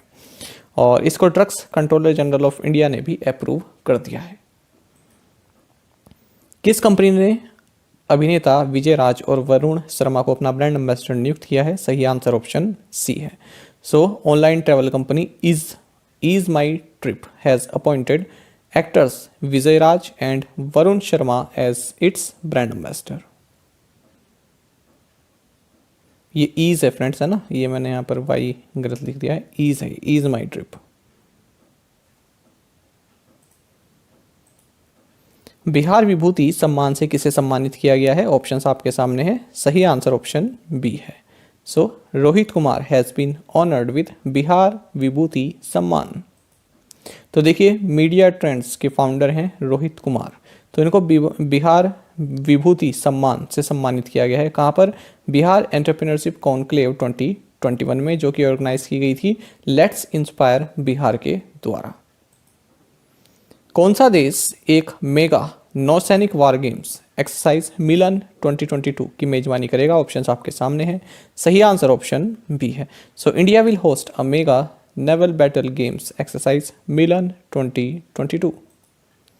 तो देखिए भारत ने जो है यहाँ पर 46 फ्रेंडली फॉरेन कंट्रीज़ को इनवाइट किया है कि आप आइए और विशाखापट्टनम में मिलन 2022 इस नवल एक्सरसाइज में पार्टिसिपेट कीजिए। और ये जो एक्सरसाइज है इसका थीम रहने वाला है कैमरेडरी, कोहेजन एंड कोलेबोरेशन। आपको बता दें साल 1995 1995 में ये मिलन एक्सरसाइज शुरू की गई थी और वैसे ये पोर्ट ब्लेयर में ऑर्गेनाइज की जाती है, लेकिन इस बार इसको विशाखापट्टनम में शिफ्ट कर दिया गया है। World CEO winner of the year 2021 पुरस्कार से किसे सम्मानित किया गया है? ऑप्शंस आपके सामने हैं। सही आंसर ऑप्शन डी है। So Kishore Kumar Yedam has been conferred with world CEO winner of the year 2021 award. ठीक है, तो किशोर कुमार येदम इनको मिला है world CEO of the year 2021। आपको बता दें ये जो अवार्ड है ये प्लस मीडिया ग्रुप द्वारा दिया गया है। और किशोर कुमार येदम ये FSS के CEO हैं। FSS क्या है? एक software development and services company है जो कि हैदराबाद में लोकेटेड है। फोटो पत्रकारिता श्रेणी में रामनाथ गोयनका पुरस्कार के विजेता कौन है? सही आंसर ऑप्शन डी है। So Zeeshan A Latif is the winner of Ramnath Goenka award in the photo journalism category. देखिए जो रामनाथ गोयनका अवार्ड है फोटो जर्नलिज्म कैटेगरी में, ये दिया गया है उस चीज़ को प्रदर्शित करने के लिए, उन लोगों की समस्या को प्रदर्शित करने के लिए जिनका नेशनल रजिस्टर ऑफ सिटीजन यानी कि NRC national register of citizens NRC इसमें जिनके नाम नहीं थे, है ना, तो किस तरह की समस्या उन्होंने फेस की तो उनको दर्शाया गया है इस चीज़ को। तो ये दर्शाया गया था जीशान ए लतीफ़ के द्वारा और उसका टाइटल था the ards struggle for inclusion in the NRC। तो ये जो है साल 2019 में द कारवान इसमें पब्लिश किया गया था। 2 साल से अधिक समय के बाद भारत अमेरिकी कृषि विभाग और भारत के कृषि और किसान कल्याण विभाग के बीच हस्ताक्षरित एक नए ढांचे के समझौते के तहत संयुक्त राज्य अमेरिका को किस फल का निर्यात शुरू करने के लिए तैयार है? ऑप्शंस आपके सामने हैं। सही आंसर ऑप्शन बी है। After more than 2 years, India is set to start export of mangoes to the United States under a new framework agreement signed between the US Department of Agriculture and the Department of Agriculture and Farmer Welfare of India। तो यहाँ पर देखिए India और जो आपका US के जो ये एग्रीकल्चर संबंधित डिपार्टमेंट है, तो इनके बीच एक एग्रीमेंट साइन हुआ है जहाँ पर अब लगभग 2 साल के बाद इंडिया फिर से यूनाइटेड स्टेट्स को मैंगोज एक्सपोर्ट करेगा। किस राज्य ने अपने कर्मचारियों की सेवानिवृत्ति की आयु मौजूदा 60 वर्ष से बढ़ाकर 62 कर दी है? सही आंसर ऑप्शन डी है। So Andhra Pradesh raised its employees retirement age from the existing 60 years to 62 years। तो आंध्र प्रदेश की चीफ मिनिस्टर आप सभी जानते हैं वाईएस जगनमोहन रेड्डी है। तो इन्होंने कहा है कि जो रिटायरमेंट एज रहेगी वो अब 62 साल रहेगी, पहले 60 साल फिक्स थी। बाकी आपको जानना चाहिए आंध्र प्रदेश के गवर्नर बिश्वभूषण हरिचंदन है, कैपिटल अमरावती है। आंध्र प्रदेश किन कारणों से सुर्खियों में रहा है, ये हमने एमसीक्यू फॉर्मेट में भी पढ़ा था, चलिए जल्दी से रिवाइज कर लेते हैं। नास्कॉम, इसने विशाखापट्टनम में centre of excellence in internet of things and artificial intelligence ये लॉन्च किया है। साथ ही इंडिया का first green hydrogen microgrid project ये एनटीपीसी जो है आंध्र प्रदेश में सेटअप करेगी। और जो IPFS स्मार्ट पॉलिसिंग इंडेक्स है इसमें आंध्र प्रदेश पहली पोजीशन पर रहा है, तेलंगाना दूसरी पोजीशन पर रहा है और आसाम तीसरी पोजीशन पर रहा है। भारतीय दिवाला और दिवालियापन बोर्ड IBBI के पूर्णकालिक सदस्य का नाम बताइए जिनका IBBI के अध्यक्ष के रूप में कार्यकाल 5 मार्च तक बढ़ा दिया गया है। ऑप्शंस आपके सामने हैं। सही आंसर ऑप्शन बी है। तो देखिए जानेंगे इस क्वेश्चन को डिटेल में। देखिए ये इसका नाम आपने सबने सुना होगा, insolvency and bankruptcy board of India. तो इसके होल टाइम मेंबर हैं नवरंग सैनी। तो इन्हीं को एडिशनल चार्ज दिया गया है कि ये इस IBBI के चेयरपर्सन के रूप में भी कार्य कर रहे हैं, क्योंकि परमानेंट अपॉइंटमेंट अभी सरकार ने नहीं की है। तो इसलिए अब इनका जो ये एडिशनल चार्ज निभा रहे हैं इसको 5 मार्च तक और बढ़ा दिया गया है। आई होप आप समझ गए, होल टाइम मेंबर हैं लेकिन साथ साथ ही IBBI के चेयरपर्सन के रूप में भी कार्यभार देख रहे हैं। बाकी आपको जानना चाहिए जो insolvency and bankruptcy board of India है इसकी स्थापना 1 अक्टूबर 2016 यानी 1 अक्टूबर 2016 को हुई थी under insolvency and bankruptcy code 2016। तो इसकी जो इस्टेब्लिशमेंट ईयर है ये आपसे बैंकिंग एग्जाम में पूछे जाते हैं, याद रखिएगा 2016। पेट्रोलियम निर्यातक देशों के संगठन ओपेक के नए महासचिव के रूप में किसे नियुक्त किया गया है? ऑप्शंस आपके सामने हैं। सही आंसर ऑप्शन ए है। सो Haitham Al guys has been appointed as the new Secretary General of Organization of the Petroleum Exporting Countries OPEC। देखिए सबसे पहले तो आप ये जानिए ओपेक की फुल फॉर्म भी आपसे पूछ ली जाती है, इंटरव्यूज़ में भी पूछ ली जाती है। ओपेक हो गया, अपेक हो गया, SCO, ब्रिक्स, ये सब ठीक है, इनके आपको फुल फॉर्म भी आनी चाहिए। तो ओपेक का मतलब क्या है? Organization of the petroleum exporting countries. तो देखिए इन्होंने कुवैत के हैं ये हैतम अल गाइस, तो इनको नया सेक्रेटरी जनरल अपॉइंट किया है। और ये जो है नाइजीरिया के मोहम्मद सानुसी बारकिंडो इनको रिप्लेस करेंगे। तो अब 2016 से और अब तक सेक्रेटरी जनरल ये थे जो नाइजीरिया के हैं। आपको जानना चाहिए यदि हम ओपेक के बारे में जानकारी लें तो एक परमानेंट इंटर गवर्नमेंटल ऑर्गेनाइजेशन है जिसकी स्थापना साल 1960 में 1960 में बगदाद कॉन्फ्रेंस के तहत ईरान, इराक, कुवैत, सऊदी अरब और वेनेजुला द्वारा की गई थी। और एट प्रेजेंट इसके 13 मेंबर सदस्य हैं, ये आपको जानना चाहिए। आपको जानना चाहिए ओपेक का पहले तो हेडक्वार्टर्स जेनेवा स्विट्जरलैंड में था, लेकिन उसके बाद 1965 से अब वियना ऑस्ट्रिया में है। कई बार इसका हेडक्वार्टर्स पूछा जाता है, याद रखेंगे।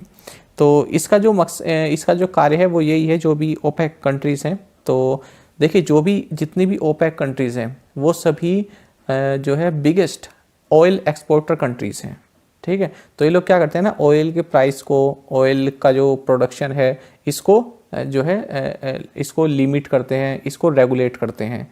तो जो भी ओपेक कंट्रीज़ हैं तो उनका जो भी उनका ऑयल से संबंधित एक्सपोर्ट है या फिर कितना प्रोडक्शन करना है, ये सब एक जैसा रहता है, तो ये रेगुलेट करते हैं आपस में ही। साथ ही आपको जानना चाहिए, ये तो हो गया ओपेक। अच्छा, एक टर्म और आती है ओपेक प्लस कंट्रीज़ क्या है। तो ओपेक प्लस कंट्रीज़ क्या है? वो कंट्रीज़ जो तेल की निर्यातक तो हैं लेकिन ओपेक की मेंबर कंट्री नहीं है, उनको बोलते हैं ओपेक प्लस कंट्रीज। यानी कि the non OPEC countries which export crude oil are termed as OPEC plus countries.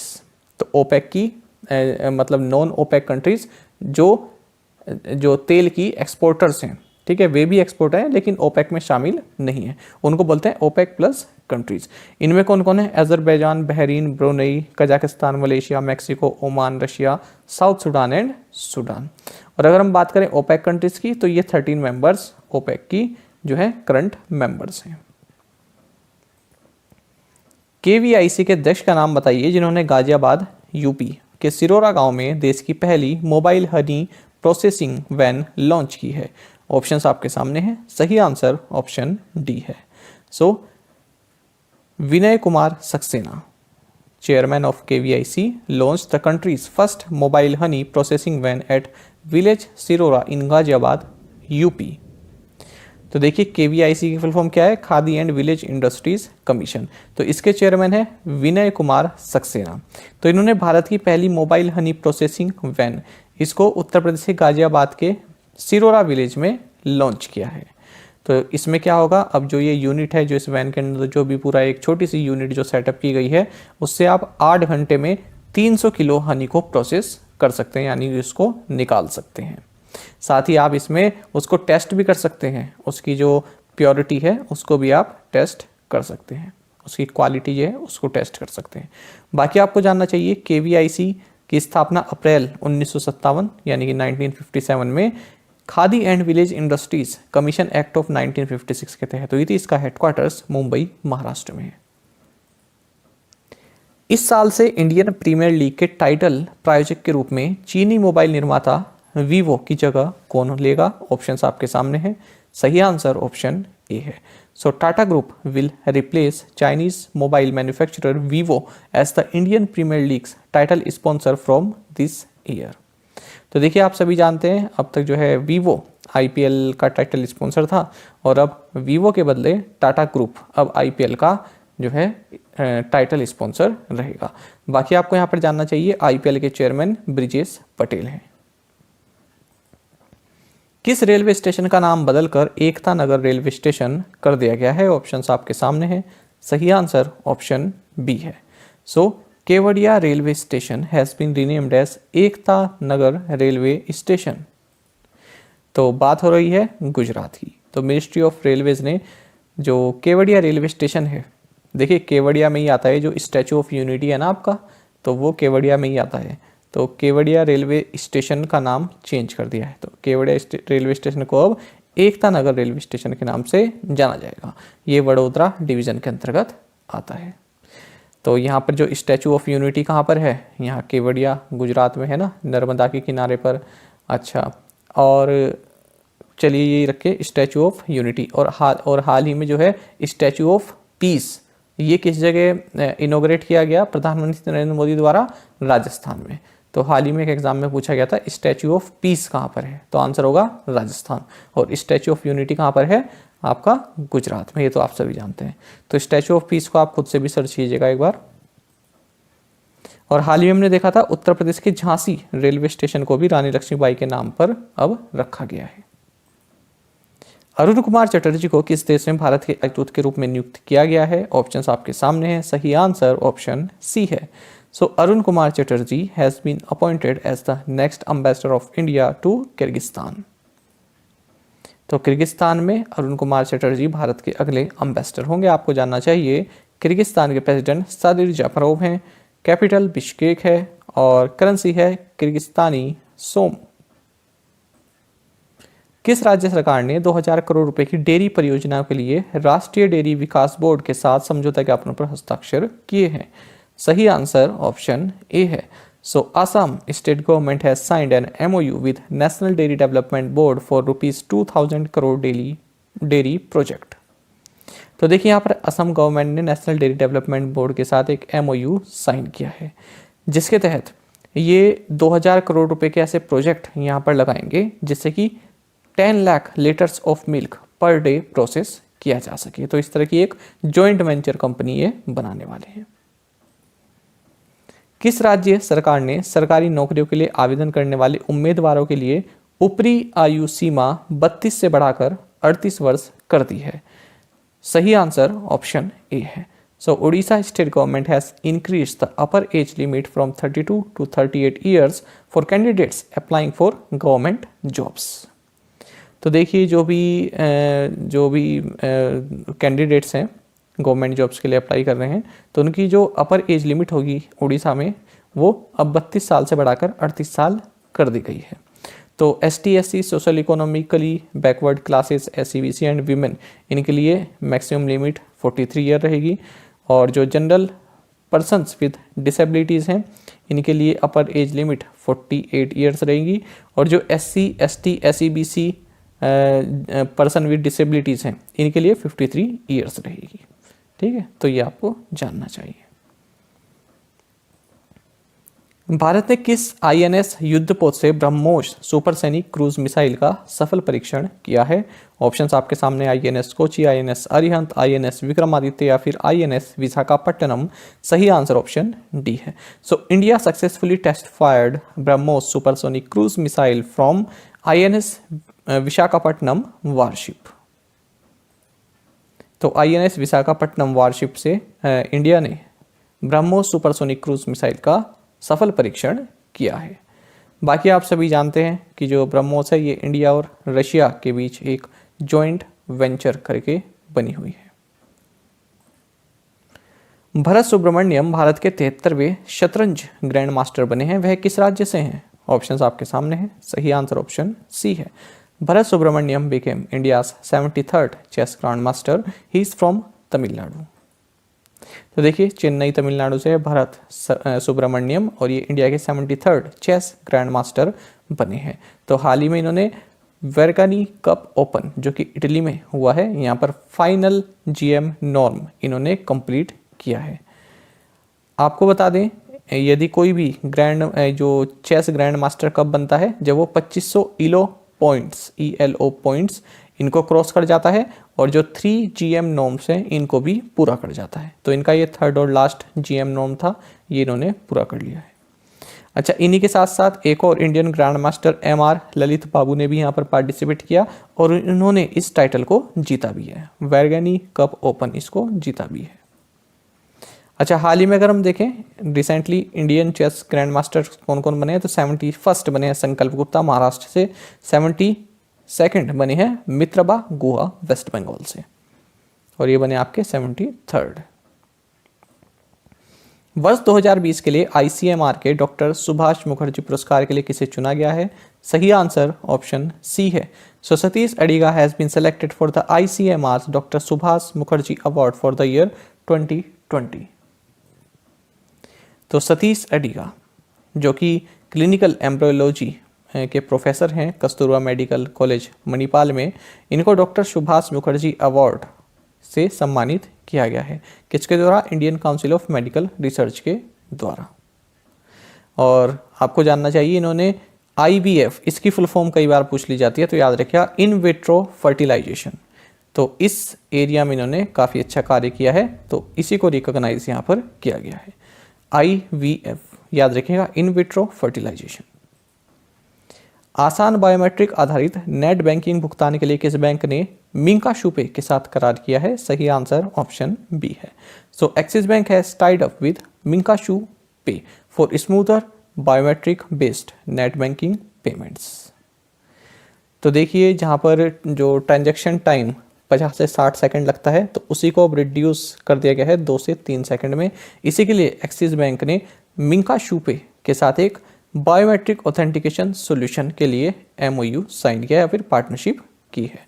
बाकी आप जानते हैं एक्सिस बैंक का हेडक्वार्टर्स मुंबई में है। MD and CEO Amitabh Chaudhry हैं। टैगलाइन बढ़ती का नाम जिंदगी है।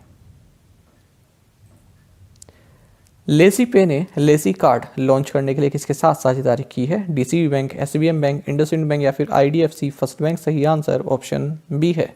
So LazyPay has partnered with SBM bank to launch Lazy card.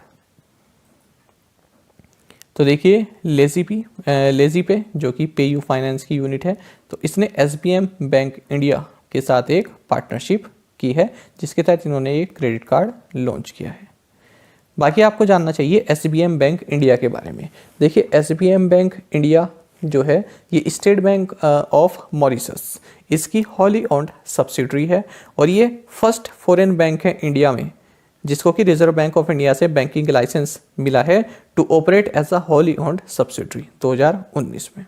ठीक है, तो ये पहला फॉरेन बैंक है जो कि हॉली ओन्ड सब्सिडरी के रूप में भारत में कार्य कर रहा है। 2019 में इसको ये लाइसेंस मिला था। बाकी आपको जानना चाहिए यदि हम एसबीएम बैंक इंडिया की बात करें तो एमडी एंड सीईओ सिद्धार्थ रथ हैं और भारत में इसका हेडक्वार्टर्स मुंबई महाराष्ट्र में है। आरबीआई ने अनूप बागची को किस बैंक के कार्यकारी निदेशक के रूप में 3 साल की अवधि के लिए फिर से नियुक्त करने की मंजूरी दी है? सही आंसर ऑप्शन सी है। The RBI has approved the reappointment of Anup Bagchi as an executive director of ICICI bank for a period of 3 years. तो आईसीआईसीआई बैंक के एग्जीक्यूटिव डायरेक्टर फिर से रीअपॉइंट किए गए हैं 3 साल के लिए अनूप बागची। बाकी आपको जानना चाहिए आईसीआईसीआई बैंक के MD and CEO Sandeep Bakhshi हैं, हेडक्वार्टर्स मुंबई में है और टैगलाइन है हम है ना ख्याल आपका। किस वित्तीय कंपनी ने फ्लेक्सी प्लस लोन लॉन्च किया है? ऑप्शंस आपके सामने है। सही आंसर ऑप्शन ए है।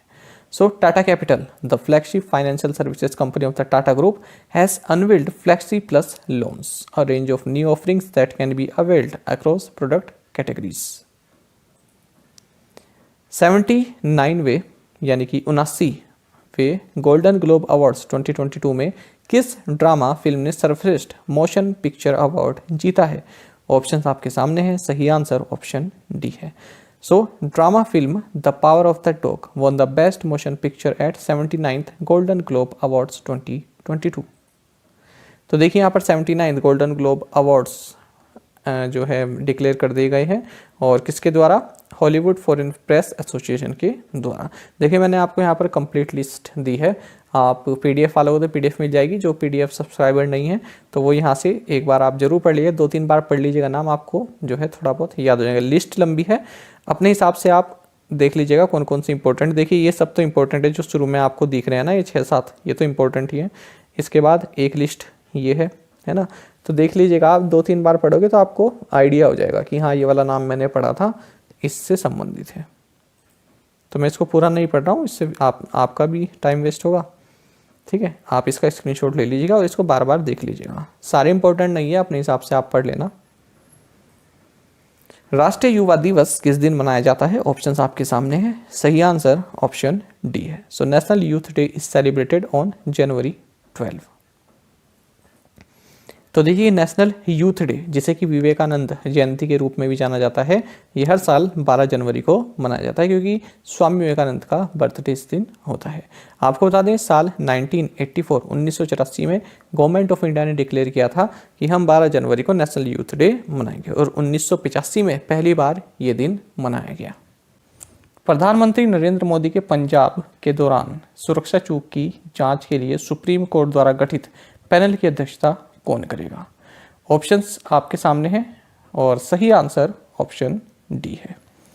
So Indu Malhotra will chair the panel set up by the Supreme Court to investigate the security lapse during prime minister Narendra Modi's Punjab visit. मैं हिंदी वाला फिर से पढ़ देता हूँ। प्रधानमंत्री नरेंद्र मोदी के पंजाब दौरे के दौरान हुई सुरक्षा चूक की जांच के लिए सुप्रीम कोर्ट द्वारा गठित पैनल की अध्यक्षता कौन करेगा? सही आंसर ऑप्शन डी है, इंदु मल्होत्रा। देखिए आप सभी जानते हैं प्रधानमंत्री नरेंद्र मोदी की पंजाब विजिट के दौरान कुछ सिक्योरिटी लैप्सेज हुए जिसको इन्वेस्टिगेट करने के लिए सुप्रीम कोर्ट ने एक कमेटी बनाई है।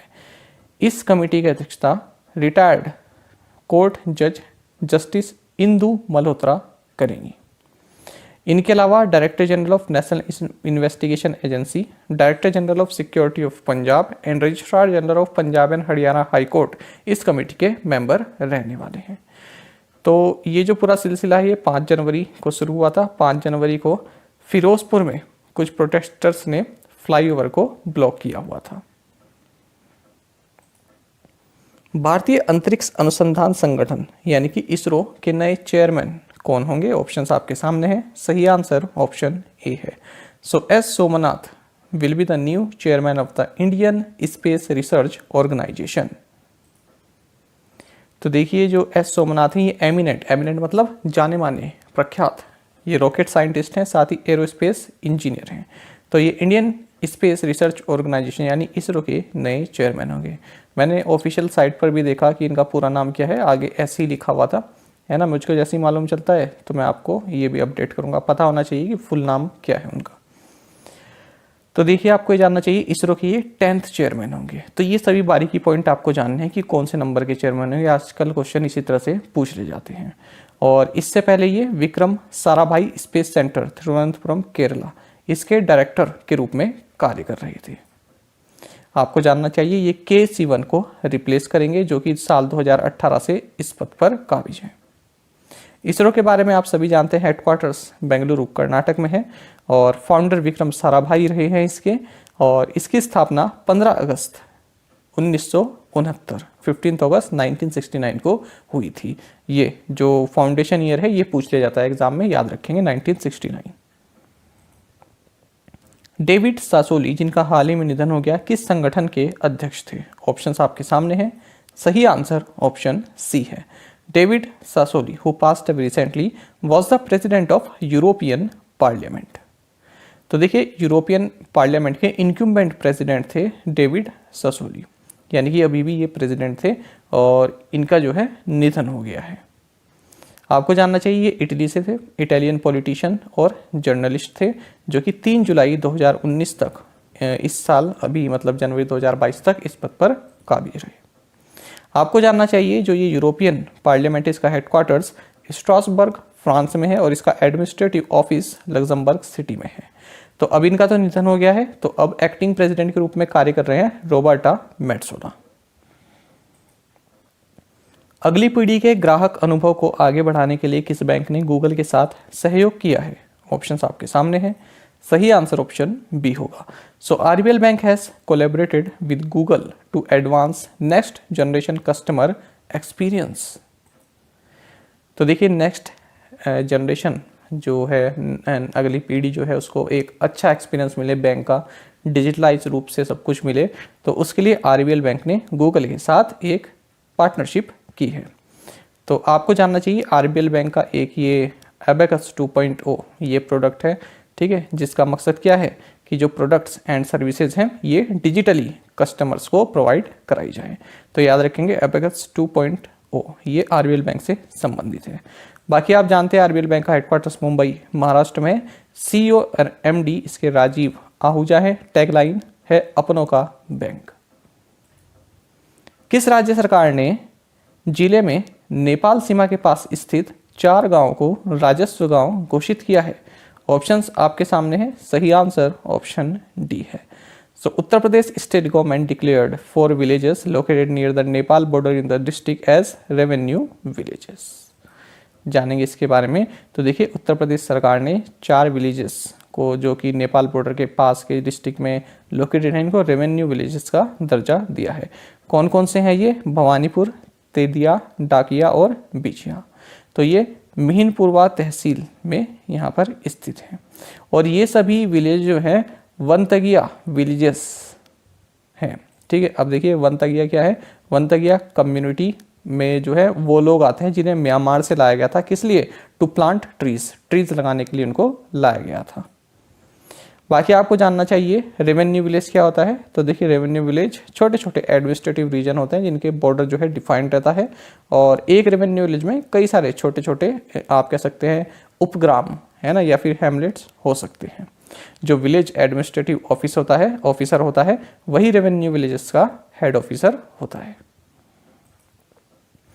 अच्छा, साथ ही जब नेपाल की बात हो रही है आपको जानना चाहिए कि नेपाल के साथ कौन से भारतीय स्टेट्स बॉर्डर शेयर करते हैं। तो 5 इंडियन स्टेट्स यहाँ पर बॉर्डर शेयर करते हैं।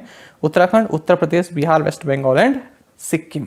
तो इस तरह के जो फैक्ट्स हैं ये आपके एसएससी, रेलवे या फिर जो अदर वनडे एग्जाम्स होते हैं आपके स्टेट गवर्नमेंट के, उनमें पूछ लिया जाता है। म्यांमार के उस राजनेता और नोबेल पुरस्कार विजेता का नाम बताइए जिन्हें 4 साल जेल की सजा सुनाई गई है। ऑप्शंस आपके सामने हैं, सही आंसर ऑप्शन डी है। So politician and Nobel laureate from Myanmar Aung San Suu Kyi was sentenced to 4 years jail.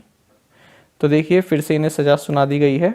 तो आप जानते हैं म्यांमार में मिलिट्री का शासन है, तो इन्होंने 1991 में नोबेल पीस प्राइज जीती हुई ऑंग सान सू की, जो कि पहले से जेल में बंद है, इनको 4 साल की और सजा सुनाई है। किस लिए? इनके पास अनलाइसेंस्ड वॉकीज टॉकीज मिला है।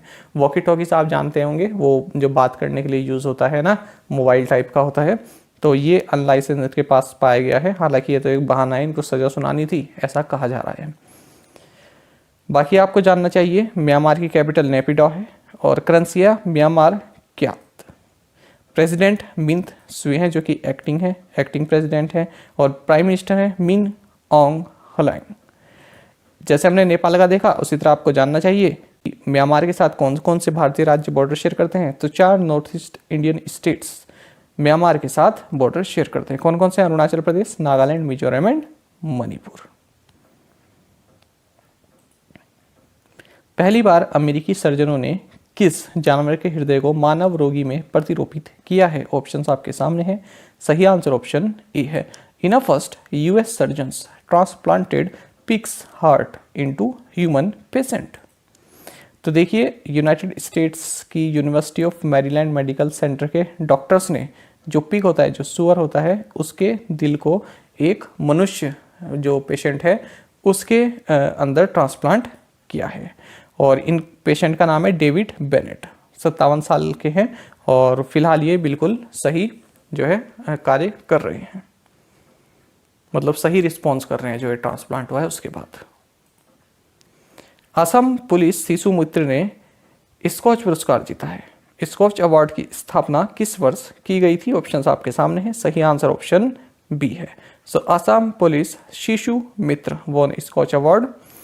Scotch award was instituted in 2003। जानेंगे इसके बारे में। देखिए स्कॉच अवार्ड कई तरह की कैटेगरी में मिलता है, आपने पढ़ा भी होगा। तो असम पुलिस शिशु मित्र को स्कॉच अवार्ड मिला है। साथ ही जो असम का ये कछार डिस्ट्रिक्ट शायद इसको बोलेंगे, है ना, कछार डिस्ट्रिक्ट। तो असम का ये जो सदर्न असम का जो कछार डिस्ट्रिक्ट है, इसमें कुपोषण से कॉम्बैट करने के लिए जो 6 मंथ से 5 साल के बच्चों में जो कुपोषण होता है, तो उससे लड़ने के लिए एक मिशन चलाया गया, उसको भी स्कॉच अवार्ड दिया गया है। इसी के साथ साथ फोरेंसिक साइंस लेबोरेटरी, इसको भी Skoch award in silver category जो है दिया गया है। तो ये तीनों पॉइंट आप याद रखेंगे, स्कॉच अवार्ड से संबंधित है। बाकी आपको जानना चाहिए स्कॉच अवार्ड साल 2003 में इंस्टीट्यूट किया गया था। किस राज्य ने उच्च शिक्षा विभाग के तहत सहायता प्राप्त कॉलेज कर्मचारियों के मातृत्व को 90 दिन से बढ़ाकर 180 दिन कर दिया है? सही आंसर ऑप्शन ए है। So Orissa has extended the maternity from 90 days to 180 days of aided college employees under higher education department. देखिए उड़ीसा गवर्नमेंट ने क्या किया है, जो मैटरनिटी लीव होती है वो पहले 90 डेज की थी, अब उसको 180 डेज कर दिया गया है। बाकी आपको जानना चाहिए उड़ीसा के गवर्नर गणेशी लाल है, कैपिटल भुवनेश्वर है और चीफ मिनिस्टर नवीन पटनायक है। रेल मंत्री अश्विनी वैष्णव ने नई लॉन्च की गई अगरतला जिरीबाम अगरतला जन शताब्दी एक्सप्रेस को हरी झंडी दिखाई है। यह किन 2 राज्यों के बीच पहला रेल लाइन कनेक्शन है? ऑप्शंस आपके सामने हैं, सही आंसर ऑप्शन बी है। Railway minister Ashwini Vaishnaw flagged off newly launched Agartala Jiribam Agartala Jan Shatabdi express. It is the first rail line connection between Tripura and Manipur. तो देखिए त्रिपुरा एंड मणिपुर के बीच में पहला लाइन कनेक्शन है और इसका नाम है अगरतला जिरीबाम अगरतला जन शताब्दी एक्सप्रेस। तो हमारे रेलवे मिनिस्टर हैं अश्विनी वैष्णव, इन्होंने इसको हरी झंडी दिखाई है। चालू वित्त वर्ष में दिसंबर में भारतीय कंपनी द्वारा बाहरी एफडीआई कितने प्रतिशत जो है गिरी है। ऑप्शंस आपके सामने हैं, सही आंसर ऑप्शन सी होगा। हिंदी इसका सही ट्रांसलेट नहीं हो पाया है, माफ़ कीजिएगा, मैं इसको जो PDF सब्सक्राइबर्स हैं उनको जो है सही करके आपको सेंड करूंगा, माफ़ी चाहूँगा। बाकी मैं आपको हिंदी में समझा दूंगा इसका क्वेश्चन का मतलब क्या हुआ है। तो देखिए ऑप्शन आपका सी है। Outward FDI by Indian companies fail by over 8% in December in the current physical. देखिए इसका मतलब क्या हुआ समझेंगे। देखिए एक तो आपने सुना होगा इनवर्ड FDI। इनवर्ड FDI का मतलब क्या हुआ, बाहर से जो पैसा, बाहर की कंपनियों ने जो पैसा भारत में लाया है, भारत में इन्वेस्ट किया, उसको बोलते हैं इनवर्ड FDI। दूसरा है आउटवर्ड FDI, यानी कि हमारी कंपनियों ने जो पैसा बाहर भेजा है, हमारी कंपनी ने जो पैसा दूसरे देशों में लगाया है, उसके बारे में यहाँ पर बात हो रही है। तो जो हमारे यहाँ की कंपनियां हैं, उन्होंने बाहर जो पैसा लगाया है उसमें जो है गिरावट आई है। कितने परसेंट की? 8% की गिरावट आई है यदि हम दिसंबर महीने की बात करें। तो 2.05 बिलियन $US का इन्वेस्टमेंट हुआ है। जबकि अगर हम पिछले साल की बात करें, दिसंबर 2020 की बात करें, ये पिछले से पिछले साल की बात करें, ये दिसंबर 2021 तक की बात हो रही है ना। तो दिसंबर 2021 में जो इन्वेस्टमेंट था हमारी कंपनियों का बाहर में, वो 2.05 बिलियन $US का था, और दिसंबर 2020 में 2.23 बिलियन $US का था, है ना। तो गिरावट आई है, तो यही यहाँ पर बताया गया है। ई गवर्नेंस 2021 पर 24वां राष्ट्रीय सम्मेलन किस स्थान पर सफलतापूर्वक संपन्न हुआ? ऑप्शंस आपके सामने हैं, सही आंसर ऑप्शन सी है। So 24th national conference on e governance 2021 successfully concludes at Hyderabad. तो देखिए, department of administrative reforms and public grievances and ministry of electronics and information technology, इन्होंने तेलंगाना सरकार के साथ मिलकर 24th conference on e governance 2021 इसको हैदराबाद तेलंगाना में ऑर्गेनाइज किया है, और इसका थीम रहा इंडियाज टिकट डिजिटल गवर्नेंस इन अ पोस्ट पैंडेमिक वर्ल्ड। भारत में संयुक्त राष्ट्र विश्व खाद्य कार्यक्रम ने PM पोषण योजना की प्रभावशीलता बढ़ाने के लिए किस संगठन के साथ भागीदारी की है? सही आंसर ऑप्शन डी है। The UN World Food Programme in India has partnered with the Akshaya Patra foundation to enhance the effectiveness of the PM Poshan scheme. तो देखिए, आप सभी जानते हैं मिड डे मील स्कीम को बोला जाता है प्रधानमंत्री पोषण शक्ति निर्माण। तो इसकी जो इफेक्टिवनेस है, इसको बढ़ाने के लिए अक्षय पात्रा फाउंडेशन और United Nations World Food Programme, इन दोनों ने ही पार्टनरशिप की है। बाकी आपको जानना चाहिए, जो वर्ल्ड फूड प्रोग्राम है, इसका हेडक्वार्टर्स रोम इटली में है, और साल 2020 में इसको नोबेल पीस प्राइज से भी सम्मानित किया गया था। 1961 में इसकी स्थापना हुई थी। किस देश के हरफनमौला खिलाड़ी क्रिस मॉरिस ने क्रिकेट के सभी प्रारूपों से संन्यास ले लिया है? ऑप्शंस आपके सामने हैं, सही आंसर ऑप्शन सी है। So South Africa allrounder Chris Morris retired from all forms of cricket. तो देखिए, साउथ अफ्रीका के ऑलराउंडर रहे क्रिस मॉरिस, इन्होंने सभी प्रारूपों से संन्यास लेने की घोषणा कर दी है। 2016 में इन्होंने टेस्ट डेब्यू किया था, 4 गेम्स इन्होंने खेले, 173 रन बनाए, 12 विकेट्स लिए, और यदि हम ODIs की बात करें, वनडे इंटरनेशनल की, तो 42 वनडे इंटरनेशनल खेले और 48 विकेट्स लिए, 23 T20 खेले और 34 विकेट्स लिए। साथ ही इन्होंने रन भी स्कोर किया, आप देख सकते हैं, वनडे में 467 और T20s में 133। डॉक्टर जितेंद्र सिंह द्वारा लॉन्च किए गए राष्ट्रीय विज्ञान दिवस 2022 का विषय क्या है? ऑप्शंस आपके सामने हैं, सही आंसर ऑप्शन डी है। So integrated approach in S&T for Sustainable Future is the theme of National Science Day 2022 as launched by doctor Jitendra Singh. जानेंगे इसके बारे में। तो देखिए, डॉक्टर जितेंद्र सिंह के बारे में आप जानते हैं कि union minister of state independent charge science and technology हैं, minister of state independent charge earth sciences हैं, MOS PMO हैं, personnel public grievances, pensions, atomic energy and space, ये सभी दायित्व डॉक्टर जितेंद्र सिंह के पास हैं।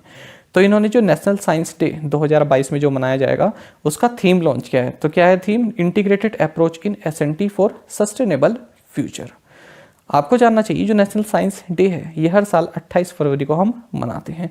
क्यों मनाते हैं? रमन इफेक्ट की जो डिस्कवरी है, उसको जो है याद रखने के लिए, उसको सम्मान देने के लिए। आपको बता दें, भारत सरकार नेशनल साइंस डे 1986 से मनाती आ रही है।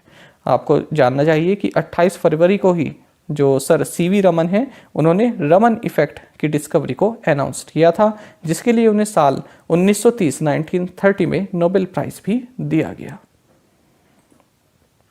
भारत रत्न डॉक्टर अंबेडकर पुरस्कार से किसे सम्मानित किया गया है? सही आंसर ऑप्शन डी है। So Harshaali Malhotra has been honoured with Bharat Ratna doctor Ambedkar award.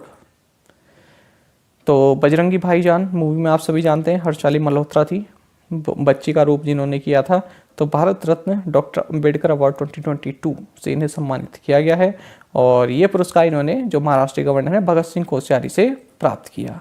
तो जो गवर्नमेंट ऑफ महाराष्ट्र है इसके द्वारा Bharat Ratna doctor Ambedkar national award 2022 दिया गया है बाबा साहेब अंबेडकर के सम्मान में। सभी के लिए अफोर्डेबल एलईडी द्वारा उन्नत ज्योति उजाला कब लॉन्च किया गया था? ऑप्शंस आपके सामने हैं। सही आंसर ऑप्शन ए है। So Unnat Jyoti by affordable LEDs for all was launched on January 5, 2015। किस लिए हमने क्वेश्चन लिया है? क्योंकि UJALA completes 7 years of energy efficient and affordable LED distribution. तो देखिए आपको जानना चाहिए, ऐसा पूछा जा सकता है कि हाल ही में 4 स्कीम दे दी गई, हाल ही में किस स्कीम ने 7 साल पूरे किए हैं? उनमें कुछ 3 ऑप्शन आपके ऐसे होंगे जो कि उस तरह की स्कीम होंगी जो अभी 2017, 18, 19 में लॉन्च की गई होंगी और एक ऑप्शन होगा आपका उजाला। तो इस तरह से भी क्वेश्चन बन जाता है। देखिए उजाला स्कीम ने हाल ही में 7 साल पूरे कर लिए। उजाला की फुल फॉर्म है Unnat Jyoti by affordable LEDs for all. तो ये 5 जनवरी 2015 को प्राइम मिनिस्टर द्वारा लॉन्च की गई थी और इसका उद्देश्य वही है कि देश भर में जो है एलईडीज, जो एलईडी बल्ब होते हैं उनको डिस्ट्रीब्यूट करना, कम रेट्स में डिस्ट्रीब्यूट करना ताकि बिजली की भी बचत हो। साथ ही domestic manufacturing of LED bulbs इसको बढ़ाना। अंतर्राष्ट्रीय मुद्रा कोष के अगले मुख्य अर्थशास्त्री के रूप में किसे नामित किया गया है? ऑप्शंस आपके सामने हैं और सही आंसर ऑप्शन डी है। So Pierre Olivier Gourinchas has been named as the next chief economist of the International Monetary Fund. जानेंगे इनके बारे में। तो देखिए इंटरनेशनल मॉनेटरी फंड IMF आपने सभी नाम सुना होगा। तो इन्होंने पियरे ओलिवर गोरिंचेस जो कि French born University of California Berkeley economist हैं, इनको अगला नेक्स्ट चीफ इकोनॉमिस्ट बनाया है। आपको बता दें ये गीता गोपीनाथ को रिप्लेस करेंगे। तो कहाँ से हैं ये? फ्रेंच हैं, ये फ्रांस से हैं, ये आप याद रखेंगे। बाकी आपको जानना चाहिए IMF की मैनेजिंग डायरेक्टर आप सभी जानते हैं क्रिस्टलिना जॉर्जिवा हैं। 190 कंट्रीज इसके मेंबर हैं और इसका headquarters Washington DC United states में है। अली खान इस्माइलोव को किस देश के नए प्रधानमंत्री के रूप में नियुक्त किया गया है? ऑप्शंस आपके सामने हैं और सही आंसर ऑप्शन सी है। Alikhan Smailov has been appointed as the new prime minister of Kazakhstan. देखिए जो कजाकिस्तान के प्रेसिडेंट हैं कासिम जोमार्ट तोकायेव, इन्होंने अली खान इस्माइलोव इनको प्राइम मिनिस्टर नॉमिनेट किया है और उसके बाद जो लोअर हाउस है पार्लियामेंट का उसने भी इसको फेवर किया है। आपको जानना चाहिए कजाकिस्तानी कैपिटल नूर सुल्तान है और करेंसी है कजाकिस्तानी तेंज। अच्छा, साथ ही आपको जानना चाहिए और सेंट्रल एशियन कंट्रीज कौन कौन से हैं, उनकी कैपिटल क्या है। तो देखिए किर्गिस्तान, इसकी कैपिटल बिश्केक है, ताजिकिस्तानी कैपिटल दुशानबे है, तुर्कमेनिस्तानी कैपिटल अशकाबाद है और उज्बेकिस्तानी कैपिटल ताशकंद है और कजाकिस्तानी क्या है? नूर सुल्तान। तो ये सभी सेंट्रल एशियन कंट्रीज हैं और इनकी कैपिटल और करेंसी पूछी जाती है। तो करेंसी आप खुद से जरूर पढ़िएगा, इनको एक साइड में आप जो आपकी कॉपी है, नोटबुक है, उसमें नोट कर लीजिएगा इन 5 कंट्रीज को, इनकी कैपिटल और करेंसी, ये एग्जाम में पूछ ली जाती है। भारत के सबसे बुजुर्ग भालू का नाम बताइए जिसकी 40 वर्ष की आयु में भोपाल के वन विहार राष्ट्रीय उद्यान और चिड़ियाघर में मृत्यु हो गई है। ऑप्शंस आपके सामने हैं। सही आंसर ऑप्शन सी है। So India's oldest sloth bear Gulabo died at the age of 40 at the Van Vihar national park and zoo in Bhopal. तो 40 साल का था ये स्लोथ पियर और भोपाल के वन विहार नेशनल पार्क में इसकी मृत्यु हो गई है। बाकी जब यहाँ पर नेशनल पार्क की बात हो रही है, आपको जान लेना चाहिए मध्य प्रदेश में कौन कौन से नेशनल पार्क हैं। कान्हा, बांधवगढ़, पन्ना, पेंच, सतपुरा, संजय डुबरी, माधव, वन विहार, फॉसिल नेशनल पार्क और डायनासोर फॉसिल नेशनल पार्क। विश्व बैंक ने भारत के लिए अपने फिस्कल ईयर 22 विकास पूर्वानुमान को कितने प्रतिशत पर बरकरार रखा है? सही आंसर ऑप्शन सी है। The world bank retained it's fiscal year 22 growth forecast for India at 8.3%। तो देखिए वर्ल्ड बैंक ने ये कहा है कि जो फिस्कल ईयर 22 है यानी कि 2021-22 इसके लिए जो भारत की जो जीडीपी फोरकास्ट है ये 8.3% रहेगी, यानी कि इतने परसेंट से ग्रो करेगा। और वर्ल्ड बैंक ने ये किस में कहा है? अपनी ग्लोबल इकोनॉमिक प्रोस्पेक्ट्स रिपोर्ट, इसमें ये रिपोर्ट आप याद रखेंगे, वर्ल्ड बैंक की रिपोर्ट है ये। साथ ही आपको जानना चाहिए फिस्कल ईयर 23 यानी कि 2022-23 इसमें वर्ल्ड बैंक ने कहा है कि 8.7% से भारत ग्रो करेगा। पहले इन्होंने 7.5% इसको बताया था। बाकी आप जानते हैं वर्ल्ड बैंक का headquarters Washington DC United states में है।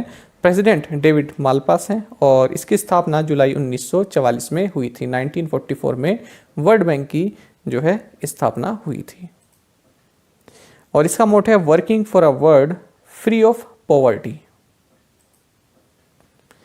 डीआरडीओ ने man portable anti tank guided missile का सफलतापूर्वक परीक्षण किया है, जिसे आप बोलते हैं MPATGM। आपको बताना है जो ये MPATGM है ये किसके द्वारा निर्मित किया जाएगा?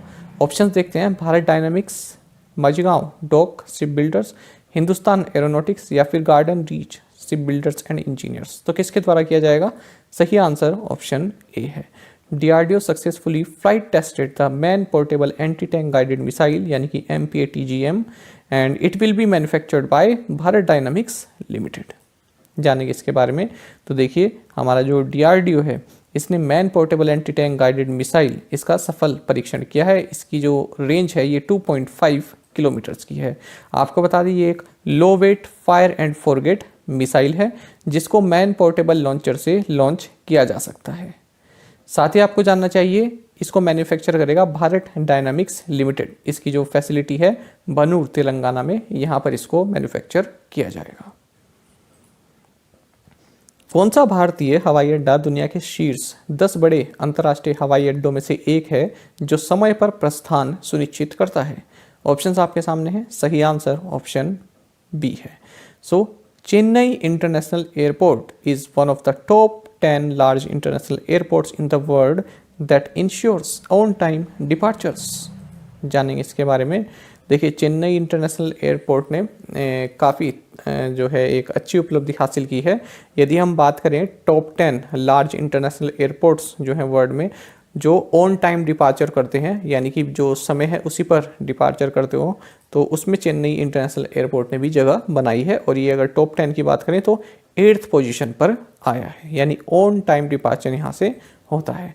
बाकी आपको जानना चाहिए चेन्नई केवल ओनली इंडियन एयरपोर्ट है जो कि टॉप 10 पोजीशन में अपनी जगह बना पाया है। अच्छा अगर हम फर्स्ट की बात करें तो पहले नंबर पर यूनाइटेड स्टेट्स का मियामी एयरपोर्ट है और फुकुओका एयरपोर्ट है और हानिदा एयरपोर्ट जापान, ये दोनों ही जो है जापान के हैं। तो पहली पोजीशन पर यूनाइटेड स्टेट्स का मियामी एयरपोर्ट, दूसरे पर है जापान का फुकुओका एयरपोर्ट, तीसरे नंबर पर है हानिदा एयरपोर्ट, ये भी जापान का ही है। तो टॉप 3 भी आपने यहाँ पर जान लिए हैं। हेनले पासपोर्ट इंडेक्स की नवीनतम रिपोर्ट के अनुसार भारतीय पासपोर्ट वर्तमान में किस स्थान पर है या क्या रैंक है? ऑप्शंस आपके सामने हैं। सही आंसर ऑप्शन बी है। According to the latest report of the Henley passport index, Indian passport currently ranks 83। देखिए हेनले पासपोर्ट इंडेक्स ये जो है 2022 के फर्स्ट क्वार्टर के लिए जो है रिलीज किया गया है और इसमें भारत की रैंक 83 है। यदि हम पिछले साल की बात करें तो पिछले साल भारत की रैंक 90 पे थी। तो इसका मतलब क्या हुआ? देखिए हेनले पासपोर्ट इंडेक्स इस तरह से कंपनीज के पासपोर्ट को रैंक करता है। मान लीजिए जहाँ पर सबसे ज़्यादा कोई कंट्री है तो वीज़ा फ्री एक्सेस वो प्रोवाइड कराता है, यानी कि वीज़ा की ज़रूरत नहीं है, ठीक है, तो उसको बोलते हैं, वो सबसे टॉप पोजीशन पर आएगा। अब देखिए जैसे यहाँ पर इंडिया है तो यहाँ लिखा है now India has visa free access to 60 destinations world wide, ठीक है। अच्छा अभी आपको ये जानना चाहिए पहले पोजीशन पर कौन है? पहले पोजीशन पर है जापान और सिंगापुर, ठीक है। इनको जो है 192 नेशंस वीज़ा फ्री एक्सेस कर सकते हैं। इसके बाद सेकंड पोजीशन पर जर्मनी एंड साउथ कोरिया है और थर्ड पोजीशन पर है Finland, Italy, Spain and Luxembourg. बाकी आपको जानना चाहिए सबसे निचले पायदान पर है अफगानिस्तान, इसकी रैंक है 111, और इससे एक पायदान ऊपर इराक है और उससे ऊपर है फिर सीरिया। तो इंपॉर्टेंट रहेगा, देखिए कई बार एग्जाम में देखा गया है कि हेनले पासपोर्ट इंडेक्स से क्वेश्चन पूछ लिया जाता है। ऑपरेशन मिशन अमानत किसके द्वारा शुरू किया गया है? सही आंसर ऑप्शन सी है। Operation mission Amanat is launched by Indian railways. तो देखिए railway protection force under western railways, इन्होंने एक इनिशिएटिव लॉन्च किया जिसका नाम है मिशन अमानत। तो इसके तहत अब जो रेलवे पैसेंजर्स हैं जिनका कोई लगेज खो गया है, सामान खो गया है, तो वो उसको प्राप्त कर सकते हैं, उनके लिए आसान होगा उसे प्राप्त करना। कैसे आसान होगा? तो इसने जो वेस्टर्न रेलवे है इसने एक पोर्टल लॉन्च किया है और उसमें कई सारे सामान जो हैं उनकी इमेजेस जो है जारी कर दी हैं। तो यदि किसी का वो सामान है तो वो उस जो भी फिर आगे की जो प्रोसेस हो उसके तहत अपना सामान प्राप्त कर सकता है उस फोटो को पहचान कर। निम्नलिखित में से कौन जल मेट्रो परियोजना वाला भारत का पहला शहर बन गया है? कोची, मुंबई, कोलकाता या फिर विशाखापट्टनम, वाइजैक? सही आंसर ऑप्शन ए है। So Kochi has become India's first city to have a water metro project. तो देखिए यहाँ पर जो है कई सारी battery powered electric boats launch की गई हैं। इसी के साथ जो है कोची इंडिया की फर्स्ट सिटी बन गया है जिसमें वाटर मेट्रो प्रोजेक्ट लॉन्च हुआ है और ये कोची मेट्रो रेल लिमिटेड द्वारा ऑपरेट किया जा रहा है। बाकी आपको जानना चाहिए 819 करोड़ रुपए का टोटल कॉस्ट है और इसमें जो जर्मन का एक डेवलपमेंट बैंक है, हमने पहले ही बात की है KfW, इसने भी 85 मिलियन यूरोस का लोन यहाँ पर दिया हुआ है। रिन्यू बाय के ब्रांड एम्बेसडर के रूप में किसे नामित किया गया है? ऑप्शंस आपके सामने हैं। सही आंसर ऑप्शन बी है। So actor Rajkummar Rao has been named as brand ambassador of RenewBuy. तो देखिए ये एक पॉलिसी प्लेटफॉर्म है, यहाँ से आप पॉलिसीज़ वगैरह डिजिटली परचेज कर सकते हैं, रिन्यू बाय। ठीक है, तो इसने स्मार्ट टेक राइट एडवाइस इस अपने कैंपेन के लिए राजकुमार राव को ब्रांड एम्बेसडर बनाया है। जैसे पॉलिसी बाजार है ऐसे ही है रिन्यू बाय।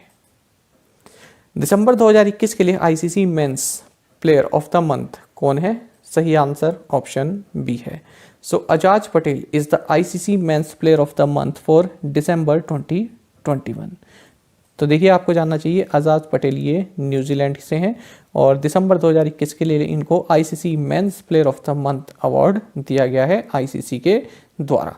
आपको बता दें दिसंबर के महीने में भारत के खिलाफ खेलते हुए उन्होंने एक इनिंग में 10 विकेट्स लिए थे, सभी के सभी विकेट्स अजाज पटेल ने ही लिए थे और ऐसा कारनामा करने वाले ये तीसरे व्यक्ति बने टेस्ट में। पहले नंबर पर पहली बार किया था जिम लेकर ने, दूसरी बार अनिल कुंबले ने किया था और तीसरी बार किया अजाज पटेल ने। भारत का पहला हेली हब किस शहर में स्थापित किया जाएगा? सही आंसर ऑप्शन बी है। India's first heli hub to be set up in Gurugram. तो देखिए हरियाणा के जो डिप्टी चीफ मिनिस्टर हैं दुष्यंत चौटाला, इन्होंने कहा है कि गुरुग्राम में इंडिया का फर्स्ट हेली हब ये बनेगा। बाकी आपको जानना चाहिए हरियाणा के गवर्नर बंडारू दत्तात्रेय हैं, चीफ मिनिस्टर मनोहर लाल खट्टर हैं, कैपिटल चंडीगढ़ है। हाल ही में मैंने हरियाणा से संबंधित काफ़ी महत्वपूर्ण करंट अफेयर पढ़े हैं, उनको देख लेते हैं। तो नॉर्थ इंडिया का पहला न्यूक्लियर प्लांट ये हरियाणा के फतेहाबाद के गोरखपुर विलेज में बनेगा। और दूसरा हमने पढ़ा था कि हरियाणा ने खेल नर्सरी स्कीम को लॉन्च किया है। स्विस ब्रोकरेज यूबीएस सिक्योरिटीज ने भारत के सकल घरेलू उत्पाद का अनुमान कितने प्रतिशत रखा है? सही आंसर ऑप्शन सी है। Swiss brokerage UBS securities projected India GDP forecast at 9.1%। तो देखिए स्विस ब्रोकरेज फर्म है यूबीएस सिक्योरिटीज, इन्होंने कहा है कि 9.1% जो है करंट फाइनेंशियल ईयर जो है आपका ये 21-22 इसमें भारत की जीडीपी 9.1% से ग्रो करेगी।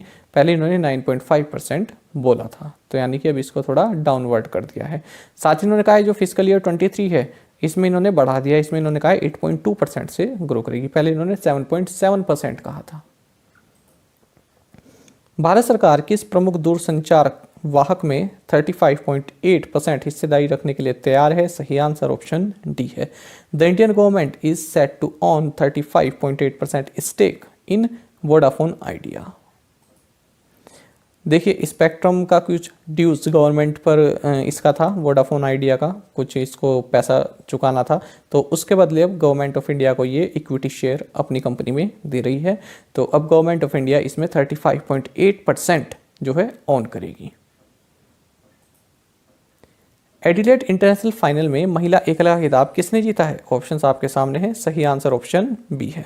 सो Ashleigh Barty won women's singles title at Adelaide International 2022।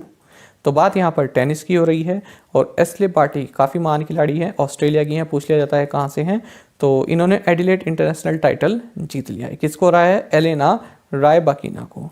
और इसी में अगर हम मेंस टाइटल की बात करें तो फ्रांस के टेनिस खिलाड़ी हैं गायल मॉनफिल्स, इन्होंने जो है रशिया के कैरेन खाचानोव इनको हरा कर इन्होंने मेंस कैटेगरी में टाइटल जीता है।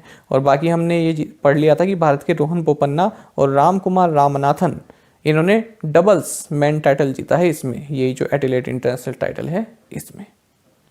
प्रधानमंत्री नरेंद्र मोदी ने किस राज्य या केंद्र शासित प्रदेश में एमएसएमई मंत्रालय के प्रौद्योगिकी केंद्र का उद्घाटन किया है?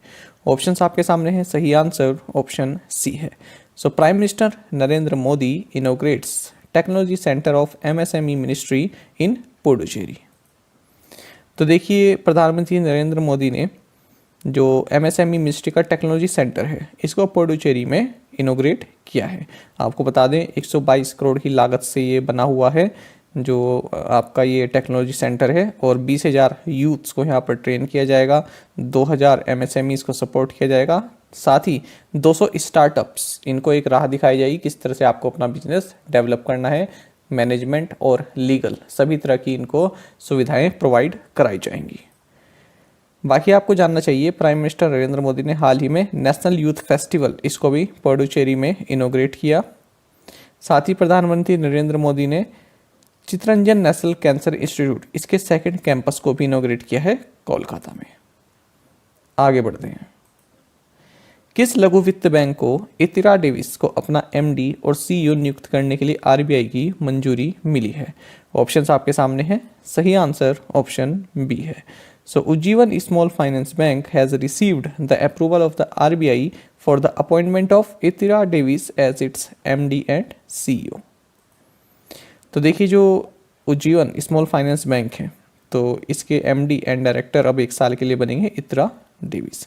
आपको बता दें इससे पहले यूरोप अरब बैंक लंदन इसके मैनेजिंग डायरेक्टर रहे हैं।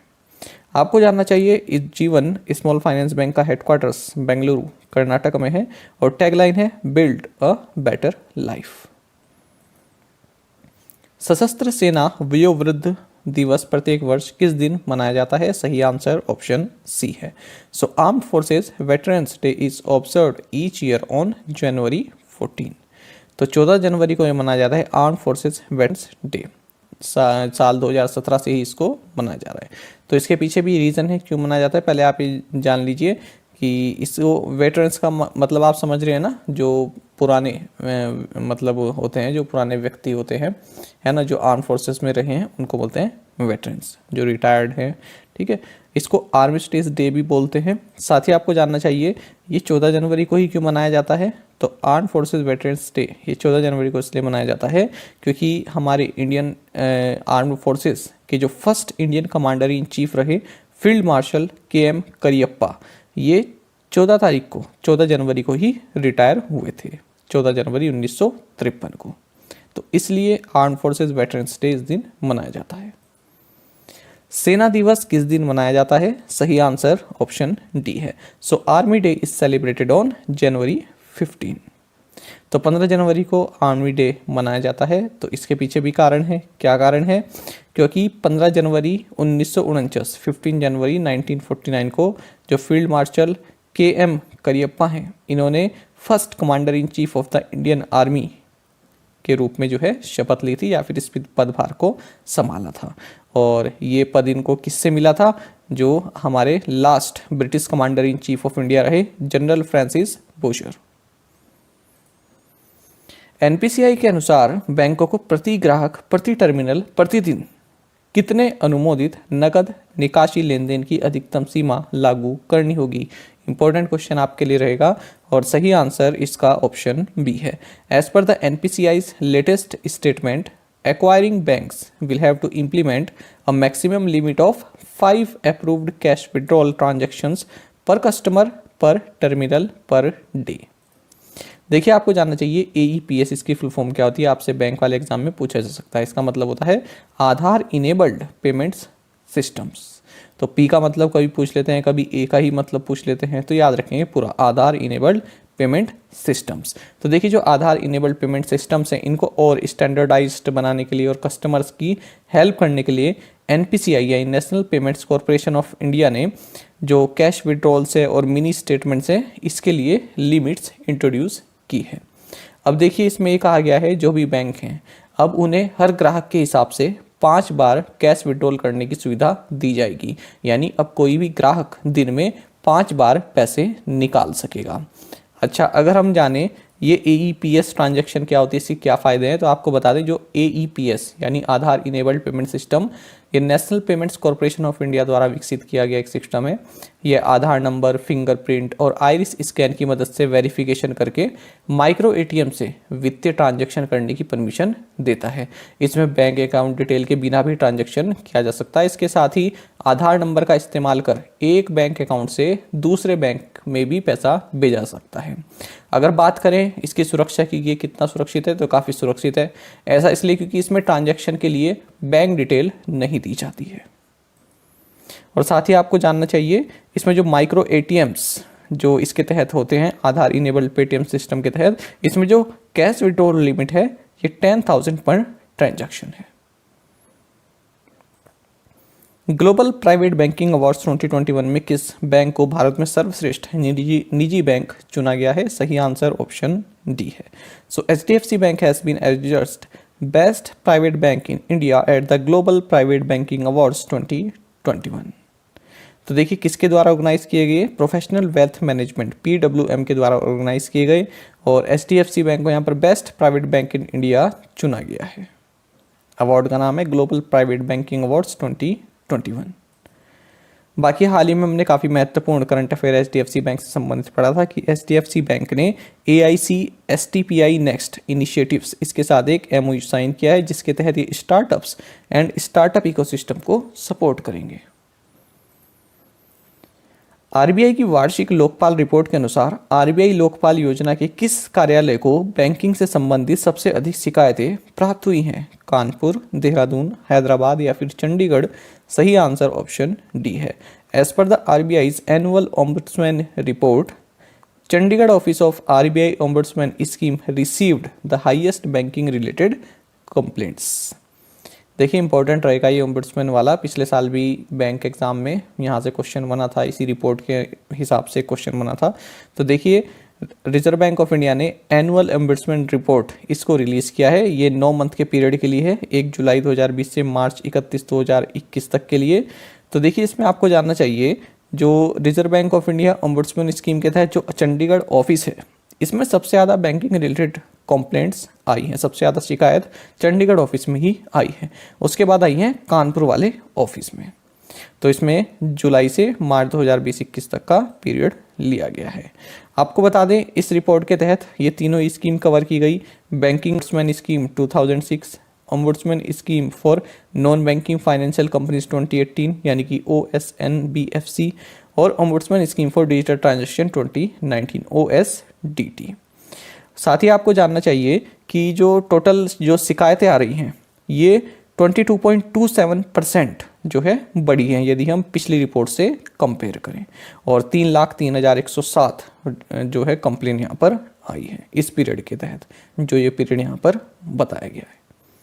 बाकी आपको जानना चाहिए जो मेजर कंप्लेंट्स हैं, जो ये बैंकिंग ओम्बुड्समैन स्कीम है इसके तहत जो मेजर कंप्लेंट्स आई हैं किस से संबंधित आई हैं?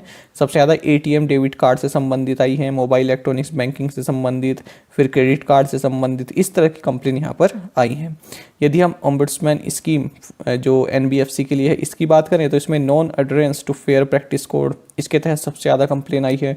दूसरे नंबर पर non observance to RBI direction, इसके लिए कंप्लेंट्स आई है। बाकी आपको जानना चाहिए जो ओवरऑल डिस्पोजल रेट है ये 96.59% है, तो इम्प्रूव हुआ है, पहले 92.52 परसेंट था। डिस्पोजल रेट मतलब क्या हुआ, शिकायत जो आई है उसको हमने जो है उसकी समस्या सोल्व कर दी है। ठीक है, कोई समस्या आई थी, हमने उसको जो है उस पर निर्णय ले लिया, उसको बोलते हैं डिस्पोजल रेट। नोकिया और किस आईटी कंपनी ने व्यावसायिक संगठनों के लिए 5G आधारित समाधान तैनात करने के लिए हाथ मिलाया है? सही आंसर ऑप्शन डी है। Nokia and Tech Mahindra have joined hands to deploy 5G based solutions for business organisations. तो देखिए 5G based solutions business organisations को प्रोवाइड कराने के लिए जो नोकिया है इसने टेक महिंद्रा के साथ पार्टनरशिप की है। आपको जानना चाहिए इसी तरह की पार्टनरशिप हाल ही में हमने देखी थी टाटा कंसल्टेंसी सर्विसेज और भारती एयरटेल के बीच में। तो ये याद रखेंगे, बस अपना एक कोड वर्ड बना लो, 5G equals to Nokia plus Tech Mahindra और 5G equals to Bharti Airtel plus TCS। इस तरह से बनते हैं शॉर्ट नोट्स। किस समूह ने स्टील मिल विकसित करने के लिए दक्षिण कोरिया के पोस्को के साथ समझौता किया? सही आंसर ऑप्शन बी है। So Adani group has signed a pact with South Korea's POSCO to develop steel mill. तो देखिए स्टील सेक्टर में अपॉर्चुनिटीज तराशने के लिए जो गौतम अडानी का जो अडानी ग्रुप है इसने साउथ कोरिया की पोस्को के साथ एक पैक्ट साइन किया है। UN world economic situation and prospects 2022 report के अनुसार फिस्कल ईयर 22 के लिए भारत का GDP पूर्वानुमान क्या है? सही आंसर ऑप्शन ए है।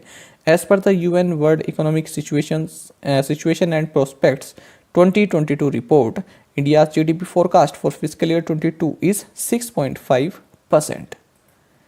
देखिए यूनाइटेड नेशंस की ये रिपोर्ट है जिसका नाम है world economic situation and prospect 2022 report. तो इसने कहा है कि फिस्कल ईयर 22 के लिए भारत की जो GDP फोरकास्ट है ये 6.5% है। साथ ही इन्होंने कहा है कि अगर हम 2023 की बात करें तो और कम हो जाएगी, 5.9% रहने वाली है। ग्लोबल GDP इन्होंने कहा है 2022 में 4% से ग्रो करेगी और 2023 में 3.5% से। किस राज्य सरकार ने student startup and innovation policy 2.0 launch किया है? सही आंसर ऑप्शन सी है। So Gujarat state government has launched student startup and innovation policy 2.0। तो गुजरात के चीफ मिनिस्टर भूपेंद्र भाई पटेल इन्होंने student startup and innovation policy 2.0 launch की है जो कि जनवरी 2022 से मार्च 2027 के पीरियड के लिए लॉन्च की गई है। तो जितनी भी यहाँ पर यूनिवर्सिटीज़ हैं यहाँ सभी पर इंक्यूबेशन सेंटर डेवलप किए जाएंगे। इंक्यूबेशन मैंने आपको कई बार बताया कि क्या होता है। गुजरात के बारे में आपको जानना चाहिए, कैपिटल गांधीनगर है और गवर्नर है आचार्य देवव्रत। रतन टाटा की अधिकृत जीवनी Ratan and Tata the authorised biography के लेखक कौन है? सही आंसर ऑप्शन सी है। So Thomas Mathew is the author of Ratan Tata's authorised biography titled Ratan and Tata the authorised biography. तो देखिए रतन एंड टाटा आप सभी जानते हैं इनका नाम, तो इनकी बायोग्राफी आने वाली जिसका title Ratan and Tata the authorised biography है, हार्पर कॉलिंस द्वारा पब्लिश की जाएगी। तो इसके जो राइटर हैं ये हैं डॉक्टर थॉमस मैथ्यू। तो ये फॉर्मर सीनियर ब्यूरोक्रेट रहे हैं और रिटायर्ड IAS ऑफिसर हैं। दिसंबर अंत 2021 तक प्रधानमंत्री जन धन योजना के तहत खोले गए बैंक खातों में जमा की गई राशि लगभग कितनी है? सही आंसर ऑप्शन बी है। So 1.5 lakh crore rupees is the approx amount deposited in bank accounts open under the Pradhan Mantri Jan Dhan Yojana scheme as on December and 2021। तो देखिए दिसंबर 2021 के अंत तक यदि हम बात करें प्रधानमंत्री जन धन योजना की, तो यहाँ पर आपको जानना चाहिए कि इसमें जो टोटल अमाउंट रही ये 1.5 लाख करोड़ रुपए की रही है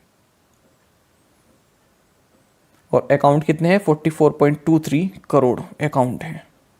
आपको जानना चाहिए पिछले साल ही अगस्त में जो ये प्रधानमंत्री जन धन योजना है इसने अपने 7 साल पूरे किए थे। आपको बता दें 15 अगस्त 2014 को प्रधानमंत्री नरेंद्र मोदी द्वारा इंडिपेंडेंस डे के दिन इस स्कीम को लॉन्च किया गया था। आपको जानना चाहिए 8 दिसंबर 2021 तक जो इसमें जीरो बैलेंस अकाउंट हैं ये 3.65 करोड़ रहे हैं जो कि टोटल जनधन अकाउंट के 8.3% है। मर्लिन बर्गमैन जिनका हाल ही में निधन हो गया किस पेशे से संबंधित थे? सही आंसर ऑप्शन बी है। सो ये जो है एक राइटर थे, मैडलिन बर्गमैन। तो देखिए, माफ़ कीजिएगा फ्रेंड्स, ये नाम यहाँ पर गलत हो गया थोड़ा ना, नाम यहाँ पर थोड़ा गलत हो गया है। ये चंद्रशेखर पाटिल हैं, ठीक है, कन्नड़ राइटर हैं चंद्रशेखर पाटिल। तो इनको चंपा नाम से भी बोला जाता था, तो कन्नड़ राइटर हैं। तो इनकी जो है डेथ हो गई है। ये थोड़ा कन्फ्यूज़न हो गया यहाँ पर, क्योंकि एक और इससे संबंधित मैं एक क्वेश्चन बनाने वाला था, तो ये आप याद रखेंगे। इनका नाम है चंद्रशेखर पाटिल। पीडीएफ में मैं इसको सही कर दूंगा, माफ़ी चाहूँगा इसके लिए। तो देखिए, ये एक कन्नड़ लैंग्वेज एक्टिविस्ट रहे, पोएट रहे और प्ले राइटर रहे। साथ ही कन्नड़ साहित्य परिषद के प्रेसिडेंट भी रहे हैं और कन्नड़ डेवलपमेंट अथॉरिटी के चेयरमैन भी रहे हैं। जो स्टूडेंट्स नोट्स बना रहे हैं तो उस क्वेश्चन को मत देखिएगा, यहाँ से देखिएगा आप। चंद्रशेखर पाटिल कन्नड़ राइटर हैं, चंपा नाम से भी इनको जाना जाता था। इनका हाल ही में निधन हो गया है। एनएसओ के आंकड़ों के मुताबिक खुदरा मुद्रास्फीति बढ़कर 5.59% हो गई है। यह डेटा किस समय सीमा के लिए दर्ज किया गया? ऑप्शंस आपके सामने हैं कि पूरे 2021 के लिए, या फिर दिसंबर 2021 के लिए, या फिर 2021 का जो लास्ट क्वार्टर है उसके लिए, या फिर जनवरी 2022 का फर्स्ट वीक है उसके लिए। सही आंसर ऑप्शन बी है। तो देखिए, retail inflation accelerated to 5.59% according to data from the NSO. This data was recorded for December 2021 time frame. देखिए, अगर हम दिसंबर की बात करें तो जो रिटेल इन्फ्लेशन है ये 5.59% बढ़ गई है, क्योंकि जो फूड प्राइसेस हैं इनमें जो है बढ़ोतरी देखने के लिए मिली है। तो ये डाटा मिला है आपको नेशनल स्टैटिस्टिकल ऑफिस से, एनएसओ से। डिजिटल सेवाओं में सुधार के लिए कौन सी कंपनी पूरे भारत में 102 डेटा सेंटर स्थापित करेगी? सही आंसर ऑप्शन ए है। So RailTel will set up 102 data centre across India to improve digital services. तो 102 डेटा सेंटर्स यहाँ पर जो है स्थापित किए जाएंगे रेलटेल के द्वारा। बाकी आपको जानना चाहिए, रेलटेल के सीएमडी हैं पुनीत चावला, हेडक्वार्टर्स गुड़गांव हरियाणा में है। What is the full form of NATO? Scientists have detected Delta Crohn in which nation? Scientist S. Somnath has been appointed the new chairman of which organization? As per the SBI EcoWeb report, what is the projected GDP growth rate of India in fiscal year 22? Which payments bank announced collaboration with Park Plus to offer FASTag based smart parking solutions? तो 5 questions के answer आप हमें comment box में जरूर दीजिएगा। यदि आपको एक क्वेश्चन का आंसर भी आता है तो वो भी आप हमें कमेंट बॉक्स में बता सकते हैं। साथ ही करंट अफेयर्स फंडा को आप टेलीग्राम पर भी ज्वाइन कर सकते हैं। यहाँ पर रेगुलर वीडियो अपडेट्स और करंट क्विज़ हम आप सभी के लिए डालते रहते हैं। साथ ही डिस्कशन ग्रुप में आप किसी भी क्वेश्चन का सोल्यूशन पा सकते हैं। दोस्तों, यहाँ पर हमारे करंट अफेयर्स की प्लेलिस्ट दी गई है, इसको आप जरूर देखें और अपने दोस्तों के साथ और फेलो एस्पिरेंट्स के साथ हमारे करंट अफेयर्स को शेयर जरूर करें। आज का ये सेशन आपको कैसा लगा हमें कमेंट बॉक्स में जरूर बताइएगा। Thank you guys.